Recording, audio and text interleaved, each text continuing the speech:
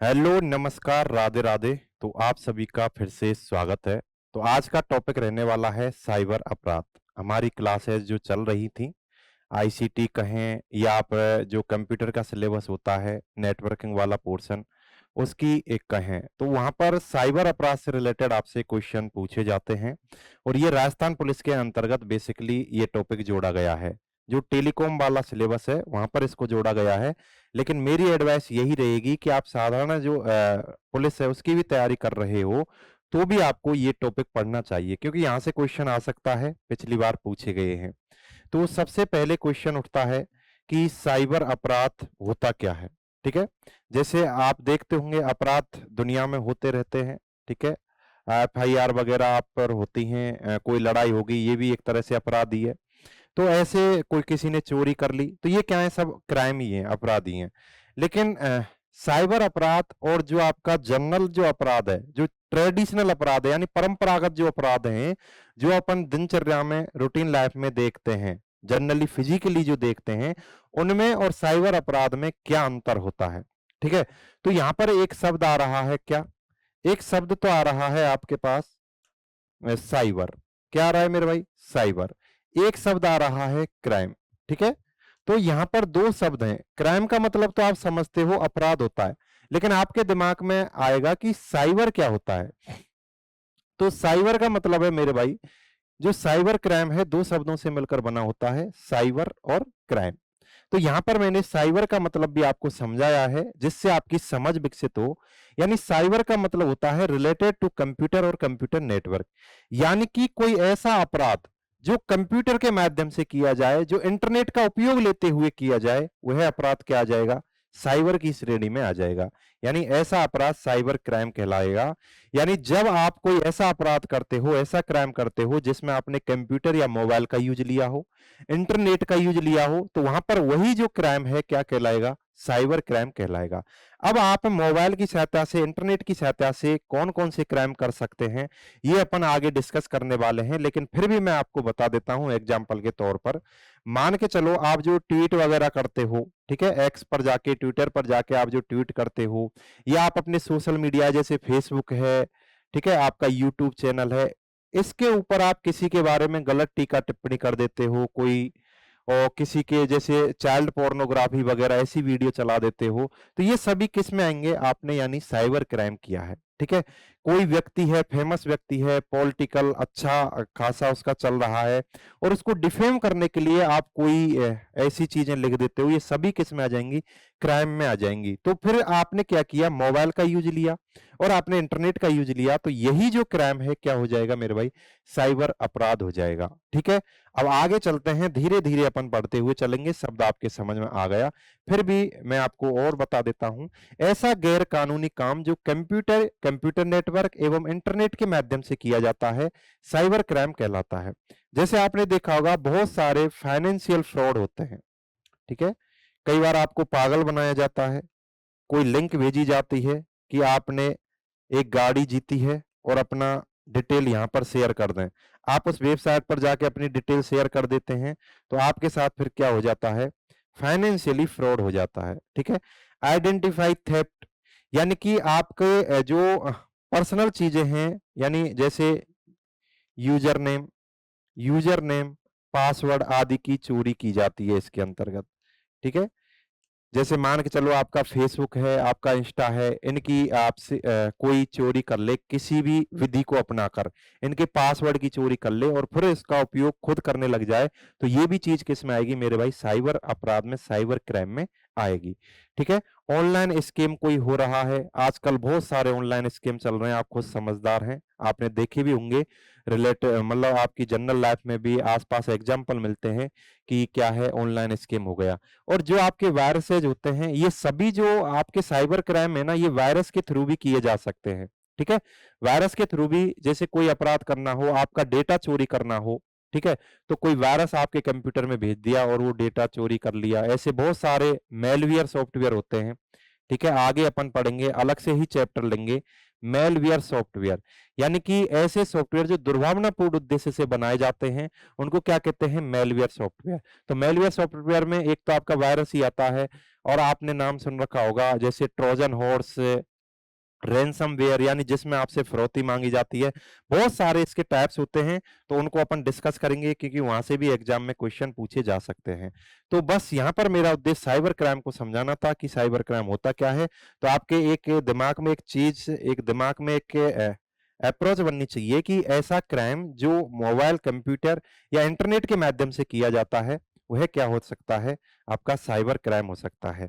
ठीक है। और जो साइबर क्राइम है और जो ट्रेडिशनल क्राइम है, ठीक है, साइबर क्राइम जो है यानी इंटरनेट के माध्यम से साइबर क्राइम, एक तो आपका साइबर क्राइम हो गया, एक आपका क्या हो गया, परंपरागत क्राइम। परंपरागत, परंपरागत, परागत अपराध, परंपरागत अपराध, यानी जो आप अब तक देखते आ रहे हो। मान के चलो आपके पास मोबाइल कंप्यूटर नहीं था, उससे पहले जो आप देखते हुए आ रहे हो ना, वो क्या है, परंपरागत अपराध की श्रेणी में आते हैं। अब इन दोनों में अंतर क्या है, यानी प्रकृति क्या है। ठीक है, प्रकृति के आधार पर यदि अपन बात करें, इन दोनों में अंतर देख रहे हैं। ऐसा अपराध जो इंटरनेट एवं कंप्यूटर के माध्यम से किया जाता है वह क्या कहलाता है, साइबर अपराध कहलाता है। और ऐसा अपराध जो शारीरिक क्रिया से किया जाता है, यानी आप फिजिकली किसी को थप्पड़ मार दिया, किसी के गोली मार दिया, आपने कोई मार दिया, तो ये सभी चीजें क्या हैं, ये आपके परंपरागत अपराध की श्रेणी में आती हैं, ट्रेडिशनल क्राइम। यानी किसी की जमीन पर आपने कब्जा कर लिया, वो कर लिया, ये सभी क्या है, अपराध ही तो है। ठीक है, तो ये आपका ट्रेडिशनल हो जाता है, ऐसा अपराध जो शारीरिक क्रिया से किया जाता है। और ऐसा अपराध जो इंटरनेट कंप्यूटर के माध्यम से किया जाता है, साइबर। अब एविडेंस क्या क्या हो सकते हैं कि आपने कोई क्राइम किया है, तो उसके एविडेंस क्या क्या हो सकते हैं, साक्ष्य क्या क्या हो सकते हैं। देखो, यदि ऑनलाइन कोई चीज आपके साथ फ्रॉड हुआ है तो डिजिटल एविडेंस ही रहेंगे। ठीक है, आपके आईपी एड्रेस को खोजा जाएगा। ठीक है, और आपके लॉक्स, लाइक लॉक्स, जैसे मान के चलो किसी ने कॉल के थ्रू किया है तो आपसे कॉल लॉक्स मिलती हैं। ठीक है, तो वहां से भी चीजें क्या है, खंगोली जाएंगी।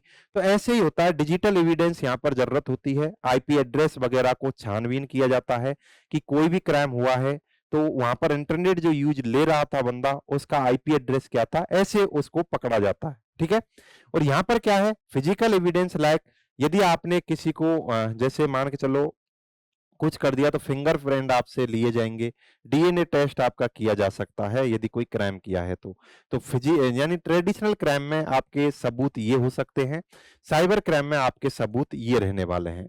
अब इसको एग्जीक्यूट कैसे किया जाता है वो मैं डेफिनेशन में बता चुका हूं, फिर भी आप देख लो।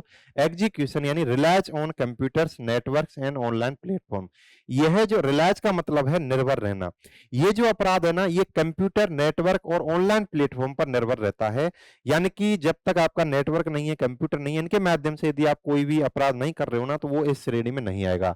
तो ऐसे अपराध के लिए आपको क्या जरूरी है, कंप्यूटर होना चाहिए और कोई नेटवर्क यानी इंटरनेट वगैरह होना चाहिए। ठीक है, उसके बाद ऐसे अपराध के लिए भैया जी इसके लिए कुछ नहीं चाहिए, बस फिजिकल एक्शन चाहिए। आपने किसी में क्या है, मुक्का मार दिया या थप्पड़ मार दिया, तो किस क्राइम में आ जाएगा, ये परंपरागत अपराध में आ जाएगा। कोई वेपन से यानी आपने गोली मार दी, फेस टू फेस इंटरेक्शन हुआ, आप में आपस में कुश्ती हो गई, तो ये चीज क्या हो जाता है मेरे भाई, ये परंपरागत अपराध हो जाता है, ट्रेडिशनल क्राइम हो जाता है।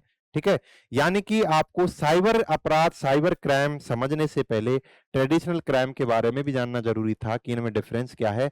मुझे उम्मीद है अब आपके बिल्कुल समझ में आ गया होगा कि साइबर क्राइम होता क्या है। आगे चल रहा हूं मैं। अब साइबर क्राइम के टाइप्स क्या क्या हो सकते हैं। ठीक है, तो साइबर क्राइम किसके अगेंस्ट किया जा रहा है, उस आधार पर हमने साइबर क्राइम जो होते हैं इनके टाइप्स को बांट दिया है।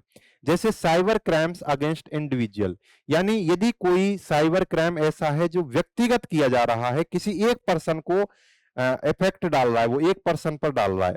ठीक है, प्रभाव एक पर्सन पर, एक व्यक्ति पर डाल रहा है, तो वह क्राइम क्या हो जाएगा, साइबर क्राइम्स अगेंस्ट इंडिविजुअल।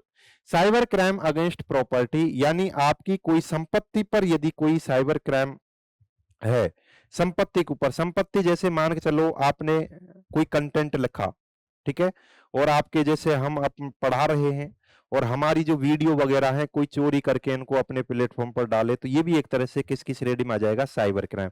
उसने क्या कर लिया, हमारी जो बौद्धिक संपदा बोलते हैं जिसको, उसको उसने चुरा लिया है। ऐसे कोई प्रॉपर्टी वगैरह है आपकी, ऑनलाइन रूप से यदि चुराई जाती है तो वह क्या हो जाएगा, साइबर क्राइम्स अगेंस्ट प्रॉपर्टी।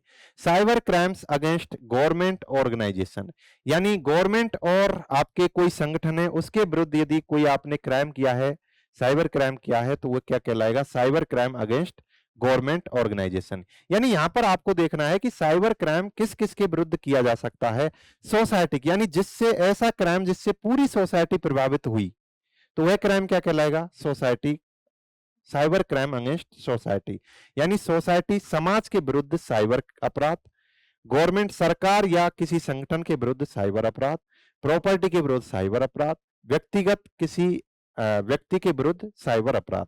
अब गवर्नमेंट के विरुद्ध क्या हो सकता है, मान के चलो आपने गवर्नमेंट की किसी वेबसाइट को हैक कर लिया, वहां से उनका डेटा चुरा लिया, कोई हॉस्पिटल है गवर्नमेंट हॉस्पिटल, उसका डेटा चुरा लिया आपने, हैक कर लिया चीजें, तो ये चीजें क्या हो जाएंगी मेरे भाई, गवर्नमेंट के उसमें अगेंस्ट में चली जाएंगी। यानी आपने कोई पार्टी है या कोई सरकार है उसकी वेबसाइट को आपने हैक कर लिया, फिर वहां पर अश्लील आप वीडियो डालने लग गए, तो ये सभी क्या हैं, आपके साइबर क्राइम्स अगेंस्ट गवर्नमेंट हैं। ठीक है, अब इनमें क्या क्या एग्जाम्पल हो सकते हैं प्रत्येक के अंतर्गत, तो अपन उनके बारे में जानकारी लेंगे थोड़ा थोड़ा। ठीक है, तो यहां पर सबसे पहले मैं ले रहा हूं साइबर क्राइम्स अगेंस्ट इंडिविजुअल, यानी किसी पर्सन के विरुद्ध यदि कोई साइबर अपराध हो रहा है तो उसके एग्जाम्पल क्या क्या हो सकते हैं। देखो, तो उसके एग्जाम्पल हो सकते हैं, केवल आपको एक बार नजर दौड़ानी है। यहां से कई बार क्या है, क्वेश्चन पूछ लिए जाते हैं, जैसे आपसे पूछ लिया जाएगा, क्या पूछ लिया जाएगा, जैसे एक ये है, इंपॉर्टेंट जो चीजें हैं मैं वही बताऊंगा। आपसे पूछ लिया जाएगा कि साइबर स्टॉकिंग क्या होती है, आपसे पूछ लिया जाएगा कि साइबर बुलिंग क्या होती है। ठीक है, साइबर बुलिंग क्या होती है, इसलिए ये शब्द क्या है, स्टैंडर्ड है, और मैंने एग्जाम्पल में लिख दिए, इनकी डेफिनेशन में मैं आपको बताऊंगा।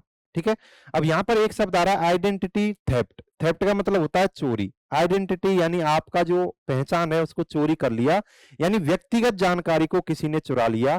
मान के चलो आपके एटीएम कार्ड हैं, वो एटीएम पासवर्ड है, वो किसी ने चुरा लिए, आपका कोई सोशल मीडिया प्लेटफॉर्म है जैसे आपका इंस्टा है, फेसबुक है, इसके पासवर्ड किसी ने चुराकर और वो यूज लेने लग गया, तो ये कौन सी श्रेणी में आएगा, यानी आइडेंटिटी थेफ्ट में आएगा।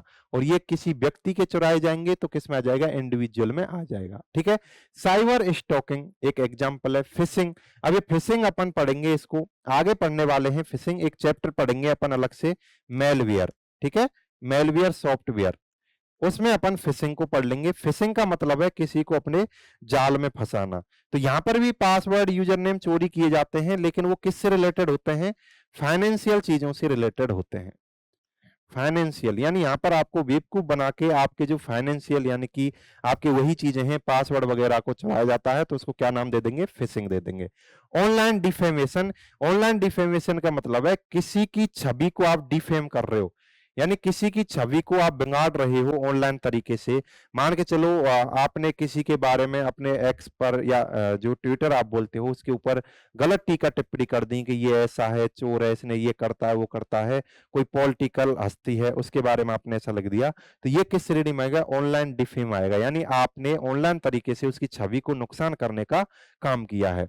ठीक है, साइबर बुलिंग, साइबर बुलिंग क्या होता है, ठीक है, और साइबर स्टॉकिंग क्या होता है, ये दो शब्द बहुत इंपॉर्टेंट है, कई एग्जाम्स में ये पूछे गए हैं मेरे भाई। ठीक है, आपके एग्जाम्स में भी पूछे जा सकते हैं। टेक्निकली ये दो वर्ड आपको याद रखने हैं। आपसे पूछा जाएगा साइबर स्टॉकिंग क्या होती है, ऑनलाइन हरेसमेंट, ठीक है, या थ्रेट्स, इसका मतलब है ऑनलाइन तरीके से आप किसी को परेशान करते हो, वह किस श्रेणी में आ जाएगा, साइबर स्टॉकिंग में आ जाएगा। और आप साइबर बुलिंग का मतलब है किसी को आप ब्लैकमेल करते हो, ब्लैकमेल कर रहे हो, ठीक है, और उसको धमकियां दे रहे हो ब्लैकमेल करके। यहां पर भी धमकी आप दे सकते हो, यहां पर भी दे सकते हो। ठीक है, ऑनलाइन हरेसमेंट का मतलब है ऑनलाइन आप परेशान कर रहे हो। जैसे स्टॉकिंग का मतलब है आप किसी को क्या है, पीछा कर रहे हो, आप उसकी जानकारियों को जुटा रहे हो, कोई कहाँ जा रहा है, यानी आपने फेसबुक वगैरह के ऊपर आप उसके मैसेज कर रहे हो। ठीक है, आप किसी को ऐसे परेशान कर रहे हो, उसके पास गंदी गंदी वीडियो भेज रहे हो, तो ये क्या है, आप उसको ऑनलाइन तरीके से क्या कर रहे हो, साइबर स्टॉकिंग, यानी कि ऑनलाइन हरेसमेंट कर रहे हो। ये चीज क्या हो जाएगी, साइबर स्टॉकिंग हो जाएगी। तो आपसे पूछा जाएगा साइबर स्टॉकिंग क्या होती है, यानी ऑनलाइन तरीके से कंप्यूटर, मोबाइल या इंटरनेट की सहायता से उसको आप परेशान कर रहे हो। कैसे परेशान कर सकते हो? उसके पास अनवांटेड मैसेज भेज रहे हो, वो चाहता ही नहीं, आप में इंटरेस्टेड ही नहीं है, लेकिन फिर भी आप उसके पास मैसेज भेज रहे हो, उसके पास अश्लील वीडियो भेज रहे हो किसी के पास, ठीक है? तो ये सभी चीजें क्या हो जाएंगी? साइबर स्टॉकिंग हो जाएंगी। साइबर बुलिंग भी क्या होता है? यानी आप किसी पर नजर रख रहे हो, ठीक है? किसी पर नजर रख रहे हो, कौन क्या कर रहा है ऑनलाइन, उसके ऊपर कि ये कहाँ कमेंट किया इसने और क्या क्या कर रहा है, फिर उसको ब्लैकमेल कर रहे हो, ठीक है? तो ये चीज क्या हो जाती है? ये भी साइबर बुलिंग हो जाती है।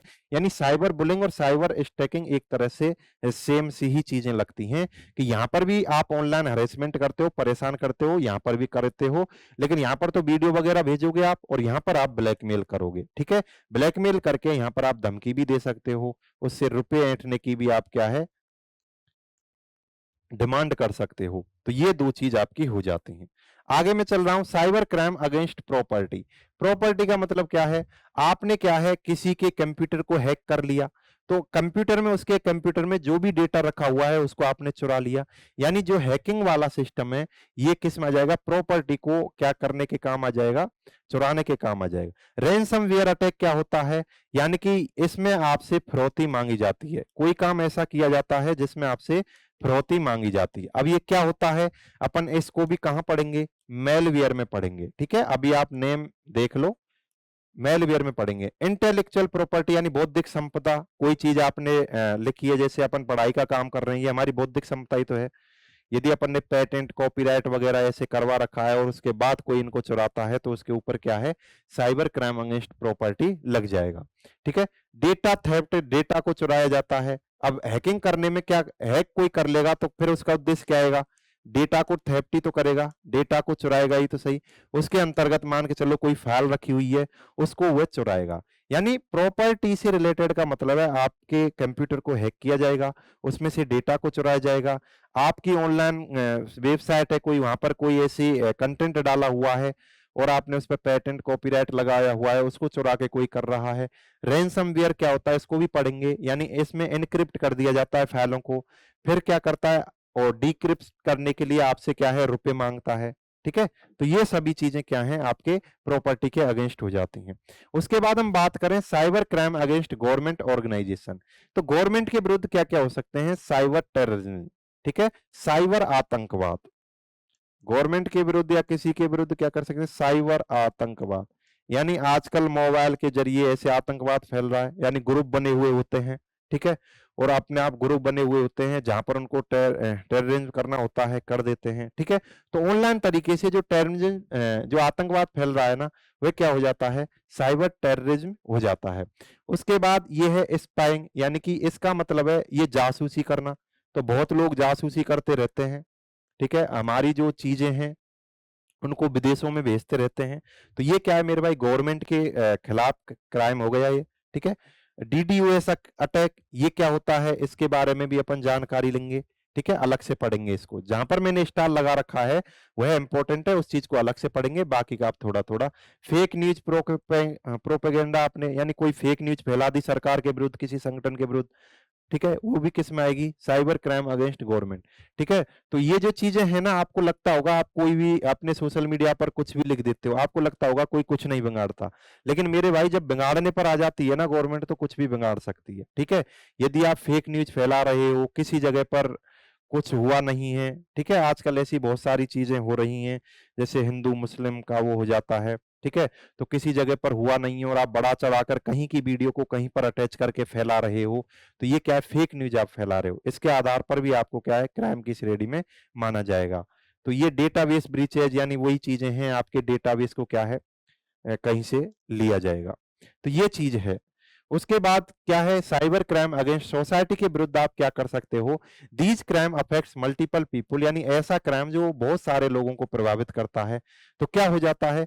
चाइल्ड एक्सप्लॉयटेशन, यानी बच्चों को बिगाड़ना। अब इसमें क्या है? बच्चों को, जैसे चाइल्ड पोर्नोग्राफी आप बना बनाकर समाज में वीडियो फैला रहे हो, उससे क्या है? इसका बहुत गंदा प्रभाव पड़ेगा, ठीक है? तो ये भी क्या है? आपके समाज पर इफेक्ट। आप ड्रग वगैरह का सिस्टम ऑनलाइन रूप से कर रहे हो, ठीक है? फाइनेंशियल फ्रॉड आप कर रहे हो, ये सभी चीजें किस में आ जाएंगी? यानी सोसाइटी से विरुद्ध आ जाएंगे। अब आपसे ऐसा क्वेश्चन कभी नहीं पूछा जाएगा कि कौन सा सोसाइटी के विरुद्ध क्राइम है, कौन सा गवर्नमेंट के है। बस आपको समझाने के लिए कि सोसाइटी में क्या क्या क्राइम हो सकते हैं, गवर्नमेंट के विरुद्ध क्या क्या क्राइम हो सकते हैं, व्यक्तिगत विरुद्ध क्या क्या क्राइम हो सकते हैं। ठीक है, ऐसे मैंने समझाने की कोशिश की है, लेकिन जहां पर मैंने स्टार लगाया है वही चीजें आपको याद रखनी है। तो अपन समझते हैं यहाँ पर साइबर अपराधों को कैसे रोकें। मान के चलो बहुत सारे साइबर अपराध हो रहे हैं, ठीक है, अपन किसी भी वेबसाइट पर चले जाते हैं, ठीक है, आजकल देखा होगा आपने कि जैसे मुंबई इंडियंस जीत गई, तो मुंबई इंडियंस ने आईपीएल जीता है, इस खुशी में वो ये ऑफर दे रहा है, वो ऑफर दे रहा है, ठीक है, इतने का रिचार्ज फ्री में कर रहा है। आप उस वेबसाइट पर चले जाते हो, आपको पता ही नहीं है वो किसी फ्रॉड बंदे ने बना रखी है। आपके कंप्यूटर में, मोबाइल में, या आपका जितना भी सोशल मीडिया होगा उसका सभी का डेटा वो चुरा कर ले जाएगा। तो जो एआई वर्क करता है ना, आर्टिफिशियल इंटेलिजेंसी, ये क्या है, एआई के लिए, एआई बनाने के लिए आपको बहुत सारा डेटाबेस की जरूरत होती है। तो एआई के लिए ऐसे ही तो डेटा को चुराया जाता है। जैसे अमेरिका है, चाइनीज हैं, इन्होंने क्या किया है कि एआई तो बना लिया, इंडिया नहीं बना पाया। क्यों? इन्होंने पहले क्या है, डेटाबेस को इकट्ठा किया। कैसे किया होगा? कहीं ना कहीं कोई ना कोई ऐसे सॉफ्टवेयर बनाए होंगे, ऐसी वेबसाइट बनाई होंगी जिसके ऊपर हमारे लोग गए होंगे और वहां पर अपनी क्या है, डेटा को लिखा होगा। ठीक है, ऐसे इन्होंने पहले डेटा को इकट्ठा किया है। तो ये सभी चीजें क्या है, साइबर अपराध की श्रेणी में आ जाती हैं। तो इसलिए आपको किसी भी ऐसी वेबसाइट पर नहीं जानी चाहिए जो ऑथेंटिक नहीं है। अब ऑथेंटिक वेबसाइट की कैसे पहचान करें, इन सभी के बारे में अपन जानेंगे। ठीक है, तो साइबर अपराधों को कैसे रोकें। देखो, साइबर अपराध तो कैसा भी हो सकता है। यदि आपका फेसबुक अकाउंट है वो भी किसी ने हैक कर लिया, यानी आपका पासवर्ड चुरा लिया, तो ये भी क्या है, आपका साइबर अपराध ही हो गया। कोई आपका जैसे इंस्टाग्राम आईडी है वो किसी ने चुरा ली, ये भी साइबर अपराध हो गया। तो अब जो आपकी जो ये इंस्टाग्राम आईडी है, फेसबुक आईडी है, इनको कैसे बचा कर रखें। तो भैया जी, इनका स्ट्रॉन्ग पासवर्ड लगाइए। ठीक है, बहुत लोग क्या करते हैं, अपना नाम लिख देते हैं 12345, ये स्ट्रॉन्ग पासवर्ड नहीं हुआ। ठीक है, तो स्ट्रॉन्ग पासवर्ड क्या होता है, आप स्पेशल करेक्टर भी यूज रखो। ठीक है, आप क्या है, आप अल्फाबेट भी यूज लो और स्पेशल करेक्टर भी लो, जैसे @ हैज ऐसे, और आप न्यूमेरिकल वैल्यू भी लो। ठीक है, आप कॉमा वगैरह ऐसे भी कुछ यूज लो, तो ये क्या हो जाता है, स्ट्रॉन्ग पासवर्ड हो जाता है। ठीक है, तो पहली चीज क्या है इनसे बचने के लिए कि use strong and unique password, यानी आप हर अकाउंट के लिए अलग अलग पासवर्ड डालो। आप ऐसा नहीं है कि सभी का एक ही रख रखा है, मान के चलो एक का किसी को पता चल गया तो सभी अकाउंट का आपका पता चल जाएगा। ठीक है, avoid clicking on any links और ईमेल।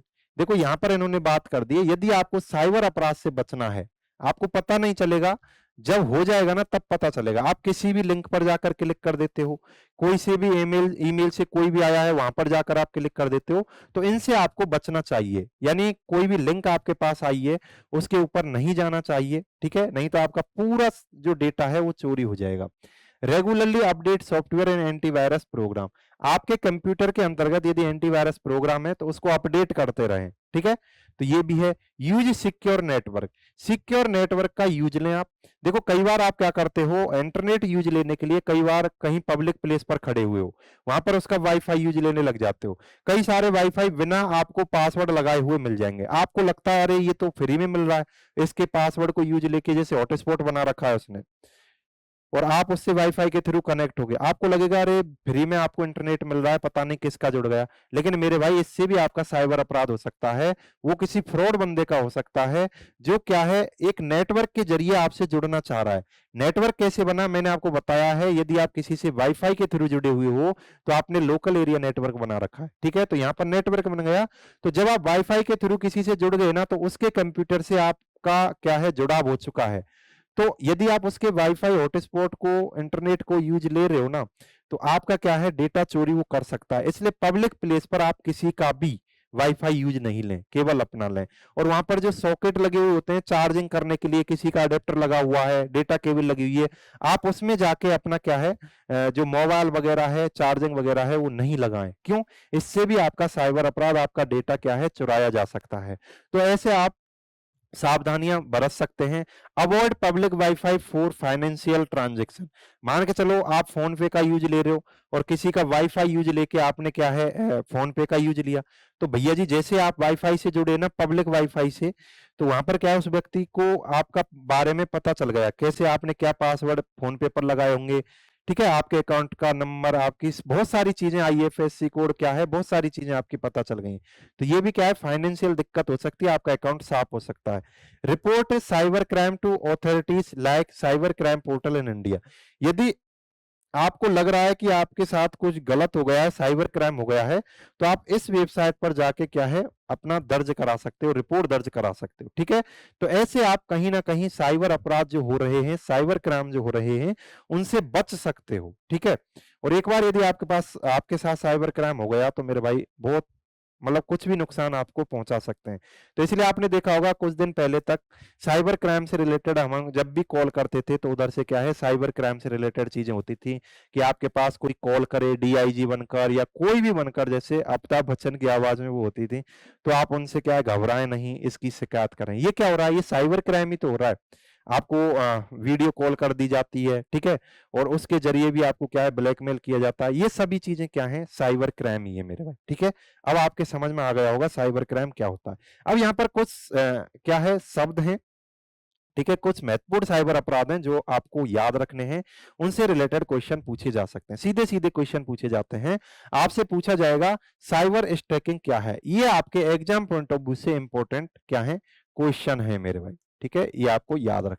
साइबर स्टैकिंग क्या है, इंटरनेट, ईमेल एवं किसी अन्य संचार डिवाइस के माध्यम से किसी को परेशान करना। ठीक है, मैं आपको बता चुका हूं, और उसका पीछा करना। स्टॉकिंग का मतलब क्या होता है, पीछा करना, यानी किसी को आप परेशान कर रहे हो। परेशान कैसे कर सकते हो, बार बार आप किसी को मैसेज भेज रहे हो, ठीक है, आप किसी लड़की को परेशान कर रहे हो, तो बहुत सारी चीजें ऐसी हैं कि आप क्या है, परेशान कर सकते हो। तो उसके बाद हम आगे चल रहे हैं। आगे की बात है साइबर बुलिंग, कंप्यूटर एवं इंटरनेट तथा सोशल मीडिया के माध्यम से किसी को धमकी देना, ब्लैकमेल करना, किसी की भावनाओं को आहत पहुंचाना, गाली देना, अश्लील वीडियो भेजना, ये किसकी श्रेणी में आ जाएगा, साइबर बुलिंग की श्रेणी में आ जाएगा। ठीक है, ईमेल से संबंधित अपराध क्या क्या हो सकते हैं, आपसे पूछा जा सकता है कि ईमेल स्पूफिंग क्या होती है। इसमें यह दिखाया जाता है कि यह ईमेल किसी ट्रू सोर्स से उत्पन्न किया गया है, जबकि यह वास्तव में किसी अन्य स्रोत से भेजा जाता है। यानी कि आपको जो ईमेल है ना, वो ऐसे लगेगा कि ये तो वहां से आया है, लेकिन एक्चुअली वो थर्ड पार्टी से आ रहा होता है, उससे मिलता जुलता होता है ईमेल। ठीक है, किसी व्यक्ति से, जो आपका ट्रस्ट पर्सन है ना, उससे मिलता जुलता क्या है, ईमेल आईडी होगी, लेकिन वो क्या है, कोई थर्ड पार्टी भेज रही होगी। ठीक है, आपको लगेगा ये तो सही सोर्स से आया है, आप उस पर क्लिक कर दोगे और आपका डेटा क्या है, चोरी हो जाएगा। इसलिए ये चीज क्या कहलाती है, ईमेल स्पूफिंग, यानी आपको पागल बना दिया गया है। इसमें यह दिखाया जाता है कि ये ईमेल किसी ट्रस्ट सोर्स से, यानी जिसे आप जानते हैं, वहां से भेजा गया है, वहां से उत्पन्न किया गया है, लेकिन वास्तव में वो किसी अन्य जगह से आता है। ये चीज क्या कहलाती है, ईमेल स्पूफिंग कहलाती है। ये आपके आरबीएससी की बुक से मैंने लिया है, सीधे सीधे आपसे क्वेश्चन पूछे जाएंगे। उसके बाद ईमेल से रिलेटेड क्या होते हैं, ईमेल स्पैमिंग। आप देखते हो ईमेल के अंदर एक फोल्डर होता है स्पैम का, यानी अनवांटेड ईमेल जो आते हैं, वो चीज क्या हो जाती है, ईमेल स्पैमिंग। इसमें ईमेल के माध्यम से दुर्भावनापूर्ण कोड भेजा जाता है, जैसे वायरस आदि, जो डाउनलोड करने पर सिस्टम को नुकसान पहुंचाता है। यानी ईमेल स्पैमिंग में क्या हो गया कि ऐसा कोई कोड ईमेल के साथ भेज दिया जाएगा, एक बार आपने उस ईमेल पर क्लिक किया, वह आपके कंप्यूटर में डाउनलोड हो जाएगा, और मान के चलो उसके साथ वायरस आ गया, तो आपके कंप्यूटर में क्या है, वायरस आ जाएगा। तो ऐसे भी आपको परेशान किया जा सकता है। ईमेल बॉम्ब क्या होता है, एक विशेष पते पर बार बार ईमेल भेजे जाते हैं, ये क्या होता है, ईमेल बॉम्ब होते हैं। ठीक है, ये एक सॉफ्टवेयर के जरिए भेजे जाते हैं, एक प्रोग्राम के जरिए भेजे जाते हैं, उसे क्या बोलते हैं अपन, ज़ॉम्बी कहते हैं, या एक एक तरह से रोबोट होता है। ठीक है, ये क्यों भेजे जाते हैं, सर्वर डाउन करने के लिए भेजे जाते हैं। यानी आपके पास जैसे कोई ईमेल आईडी है, उसके ऊपर बार बार बहुत सारे 1000 2000 लाख ईमेल लगातार आ रहे हैं, तो ये चीज क्या है, ईमेल बॉम्ब है। यानी बार बार किसी आईडी पर ईमेल आ रहे हैं। अब आपको लगेगा कि कोई आदमी भेज रहा होगा, आदमी नहीं भेजा जाता, उनके लिए अलग से प्रोग्राम बना दिए गए हैं, जिसको क्या बोला जाता है, ज़ॉम्बी बोला जाता है। ठीक है, तो ये चीज आपकी हो गई है। उसके बाद डॉस, डीओएस या डीडीओएस, तो इसकी फुल फॉर्म क्या होती है, डिस्ट्रीब्यूटेड डेनियल ऑफ सर्विस, यानी डेनियल ऑफ सर्विस। डीओएस की पूछे तो डेनियल ऑफ सर्विस, और डीडीओएस की पूछे तो डिस्ट्रीब्यूटेड डेनियल ऑफ सर्विस। अब ये क्या होता है, ये एक तरह से क्या है, अटैक है, अटैक है ये एक तरह से। अब इसमें क्या होगा, जैसे मान के चलो, आपने देखा होगा कई बार क्या है, कोई वेबसाइट है, ठीक है, उसके उसके ऊपर अपन जाते हैं तो वहां पर वो वेबसाइट खुलती नहीं है, ठीक है। जैसे मान के चलो कई बार कंपनी क्या करती है कि हम ऑफर निकाल रहे हैं और इतने रुपए में मोबाइल मिल रहा है, तो सर्वर डाउन हो जाता है उसका। ठीक है। कई बार मान के चलो आपका रिजल्ट आया किसी चीज का, तो अधीनस्थ बोर्ड की आप वेबसाइट पर जाना, आरपीएससी की पर जाना, तो उनका क्या है, एक साथ सभी लोग आ जाते हैं ना, तो उसका सर्वर डाउन हो जाता है और किसी का भी रिजल्ट नहीं खुलता है। तो ऐसा करने के लिए एक चीज और यूज ली जाती है जो फेक होती है। ठीक है। जैसे आप रिजल्ट देखने जा रहे हो, तो वहां तो क्या कर रहे हो, आप खुद अपना क्या है आईडी जो पासवर्ड है वो लगा रहे हो, एसएसआईडी वगैरह पर जाकर। ठीक है। अधीनस्थ बोर्ड की साइट पर गए या आरपीएससी की पर गए, आप एसएसआईडी लगाकर लगा रहे हो। लेकिन बहुत से लोग ऐसे होते हैं कि वो चाहते हैं कि आरपीएससी की साइट ठप हो जाए या किसी हॉस्पिटल की जो साइट है वो ठप हो जाए, तो वो क्या करेंगे, ऐसे प्रोग्राम उन्होंने बना रखे हैं कि वो रिक्वेस्ट करते रहते हैं। यानी उनको लगेगा कि कोई आईडी आदमी ही दे रहा है, पासवर्ड आईडी आदमी दे रहा है, लेकिन उन्होंने प्रोग्राम बना लिए। वो क्या है, बार बार रिक्वेस्ट करते रहेंगे, अरे मुझे ये रिजल्ट दो, ये रिजल्ट दो, लेकिन वो उससे रिलेटेड होते नहीं है। ठीक है। आप बात को समझ पाए। जैसे कोई वेबसाइट आपने खोली, अब वेबसाइट पर आप तो एक्चुअल क्या है, स्टूडेंट हो, एसएसआईडी पासवर्ड लगा रहे हो, लेकिन कुछ फेक लोग भी होते हैं, फेक लोग भी होते हैं जो यहाँ पर इस वेबसाइट पर रिक्वेस्ट करते हैं। अब उस रिक्वेस्ट करने से क्या हुआ, उनका कोई लेना देना नहीं था इस वेबसाइट से, लेकिन वो रिक्वेस्ट किस लिए कर रहे हैं, क्योंकि इसका जो सर्वर है इसके ऊपर बहुत ज्यादा रिक्वेस्ट आ जाए, जिससे इसका सर्वर क्या है, डाउन हो जाए, ठप हो जाए। यानी मान के चलो कोई वेबसाइट ऐसी बनाई है जिसके ऊपर एक साथ 1,000 लोग, 10,000 लोग आ सकते हैं। अब उसके ऊपर यदि आपने रिक्वेस्ट करवा दी 50,000 की, तो वो तो ठप होगी। तो ये क्या करते हैं, ऐसे इन्होंने कोई प्रोग्राम बना लिए हैं, जो कोई हॉस्पिटल है, कोई गवर्नमेंट की साइट है, उसके ऊपर एक साथ क्या है अटैक करते हैं, एक साथ बहुत सारी रिक्वेस्ट भेजते हैं। जैसे आप रेलवे का टिकट बुक करा रहे हो, तो बहुत लोग क्या करते हैं, जैसे आप जाते होंगे वहां पर सीट खाली दिखा रही है, लेकिन आपकी वेबसाइट नहीं खुल रही है। कई बार ऐसा क्या होता है कि ये डीडीओएस अटैक हो रखा होता है, यानी बहुत से लोग फेक क्या है उसके ऊपर अटैक कर रहे होते हैं, फेक रिक्वेस्ट कर रहे होते हैं, उनको लेना नहीं है टिकट, लेकिन फिर भी वो फेक आईडी बना बना के रिक्वेस्ट कर रहे होते हैं और लेना देना। उससे क्या होगा, आपकी वेबसाइट नहीं चल रही, आप नहीं ले पा रहे, लेकिन उनको क्या करना था, वो सीट खाली रखवानी थी उस, क्योंकि वो ब्लैक में उनको बेच सकें। तो ऐसे भी कर सकते हैं। ये चीज क्या हो जाती है, डीडीओएस हो जाता है। एक कंप्यूटर सिस्टम का लिमिट से अधिक अनुरोध जो कि अधिकृत उपयोगकर्ताओं के लिए सेवा का उपयोग करने से इनकार कर देता है, इनकार का कारण बनता है। ठीक है। वह चीज क्या हो जाती है, डीडीओएस अटैक हो जाता है। जैसे किसी खास व्यक्ति के एक सेवा तक पहुंचने से रोकने के लिए प्रयास करता है। ठीक है। यानी आप अपना रिजल्ट देख रहे हो, लेकिन रिजल्ट कौन नहीं देखने दे रहा, ये डीडीओएस अटैक नहीं देखने दे रहा। क्यों, इसने फेक अटैक कर दिए हैं, फेक रिक्वेस्ट कर दिए हैं। कैसे, अरे मुझे भी रिजल्ट चाहिए, मुझे भी रिजल्ट चाहिए, लेकिन एक्चुअली ये तो क्या है, प्रोग्राम है, ज़ॉम्बीज हैं। ठीक है। प्रोग्राम है, बस ऐसे ही रिक्वेस्ट कर रहे हैं, इनको कुछ लेना देना नहीं है। अब इससे बचने के लिए अपन क्या करते हैं, वो आगे देखने वाले हैं। ठीक है।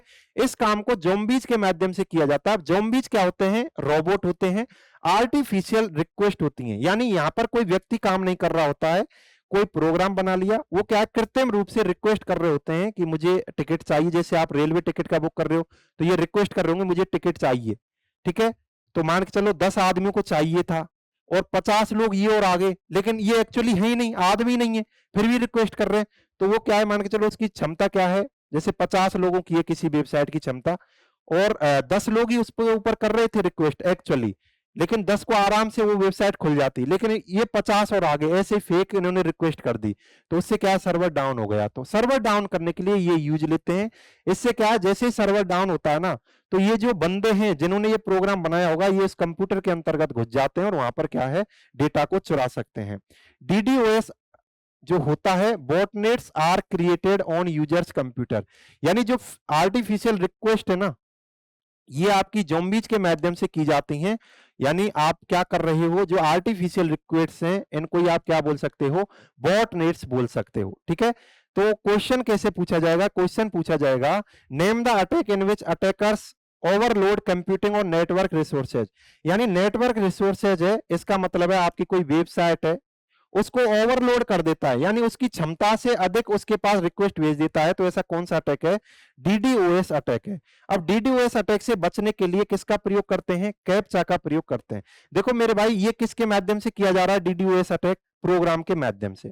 अब हम क्या करते हैं, जैसे आपने देखा होगा अधीनस्थ बोर्ड की वेबसाइट पर आप कोई फॉर्म भरने जाएं या एसएसआईडी खोलें, वहां पर आपसे कैप्चा मांगा जाता है। क्यों मांगा जाता है, क्योंकि मान के चलो किसी ज़ॉम्बी ने या डीडीओएस अटैक हुआ होगा, तो वह क्या है, कृत्रिम रूप से रिक्वेस्ट है, लेकिन वो क्या है, कैप्चा नहीं भर पाएगी, वह क्या है, कैप्चा को फिल नहीं कर पाएगी। जो व्यक्ति होगा, ठीक है, जो एक्चुअल व्यक्ति होगा वही इस कैप्चा को भर पाएगा, यानी जो ह्यूमन होगा वही इस कैप्चा को भर पाएगा। इसलिए डीडीओएस अटैक से बचने के लिए हम किसका प्रयोग करते हैं, कैप्चा का प्रयोग करते हैं। आपने देखा होगा जब आप अधीनस्थ बोर्ड या आरपीसी की वेबसाइट पर फॉर्म भरने जाते हो तो आपसे कैप्चा मांगा जाता है, या तो कोई क्या है आपसे कुछ मांग लिया जाता है ऐसे 1 2 3 ऐसे करके, ठीक है। उसके बाद आते हैं हम, ज़ॉम्बी क्या होता है, ज़ॉम्बी प्रोग्राम्स होते हैं। Bot robots infect system computer is called as zombie, यानी ऐसे प्रोग्राम जो आपके कंप्यूटर वगैरह को यानी इन्फेक्ट करते हैं, संक्रमित करते हैं, उन्हें ज़ॉम्बी कहते हैं। Zombie are self replicated program, यानी ज़ॉम्बी सेल्फ रिप्लिकेट प्रोग्राम का मतलब होता है स्वयं की ये प्रतिकीर्ति बनाते हैं, स्वयं की ये प्रतिकीर्ति बनाते हैं। Zombies are used in denial of service, यानी डीओएस में इनका उपयोग किया जाता है। टारगेटेड वेबसाइट, किसी वेबसाइट के विरुद्ध, ठीक है, कोई किसी वेबसाइट को आप क्या है ठप्प करना चाहते हो तो वहां पर आप रिक्वेस्ट भेज दोगे। Zombies are used in botnets में ज़ॉम्बी का यूज किया जाता है, ठीक है। तो ये आपके क्या हो गए मेरे भाई, ये आपके जो साइबर अपराध है ना वो हो चुके हैं।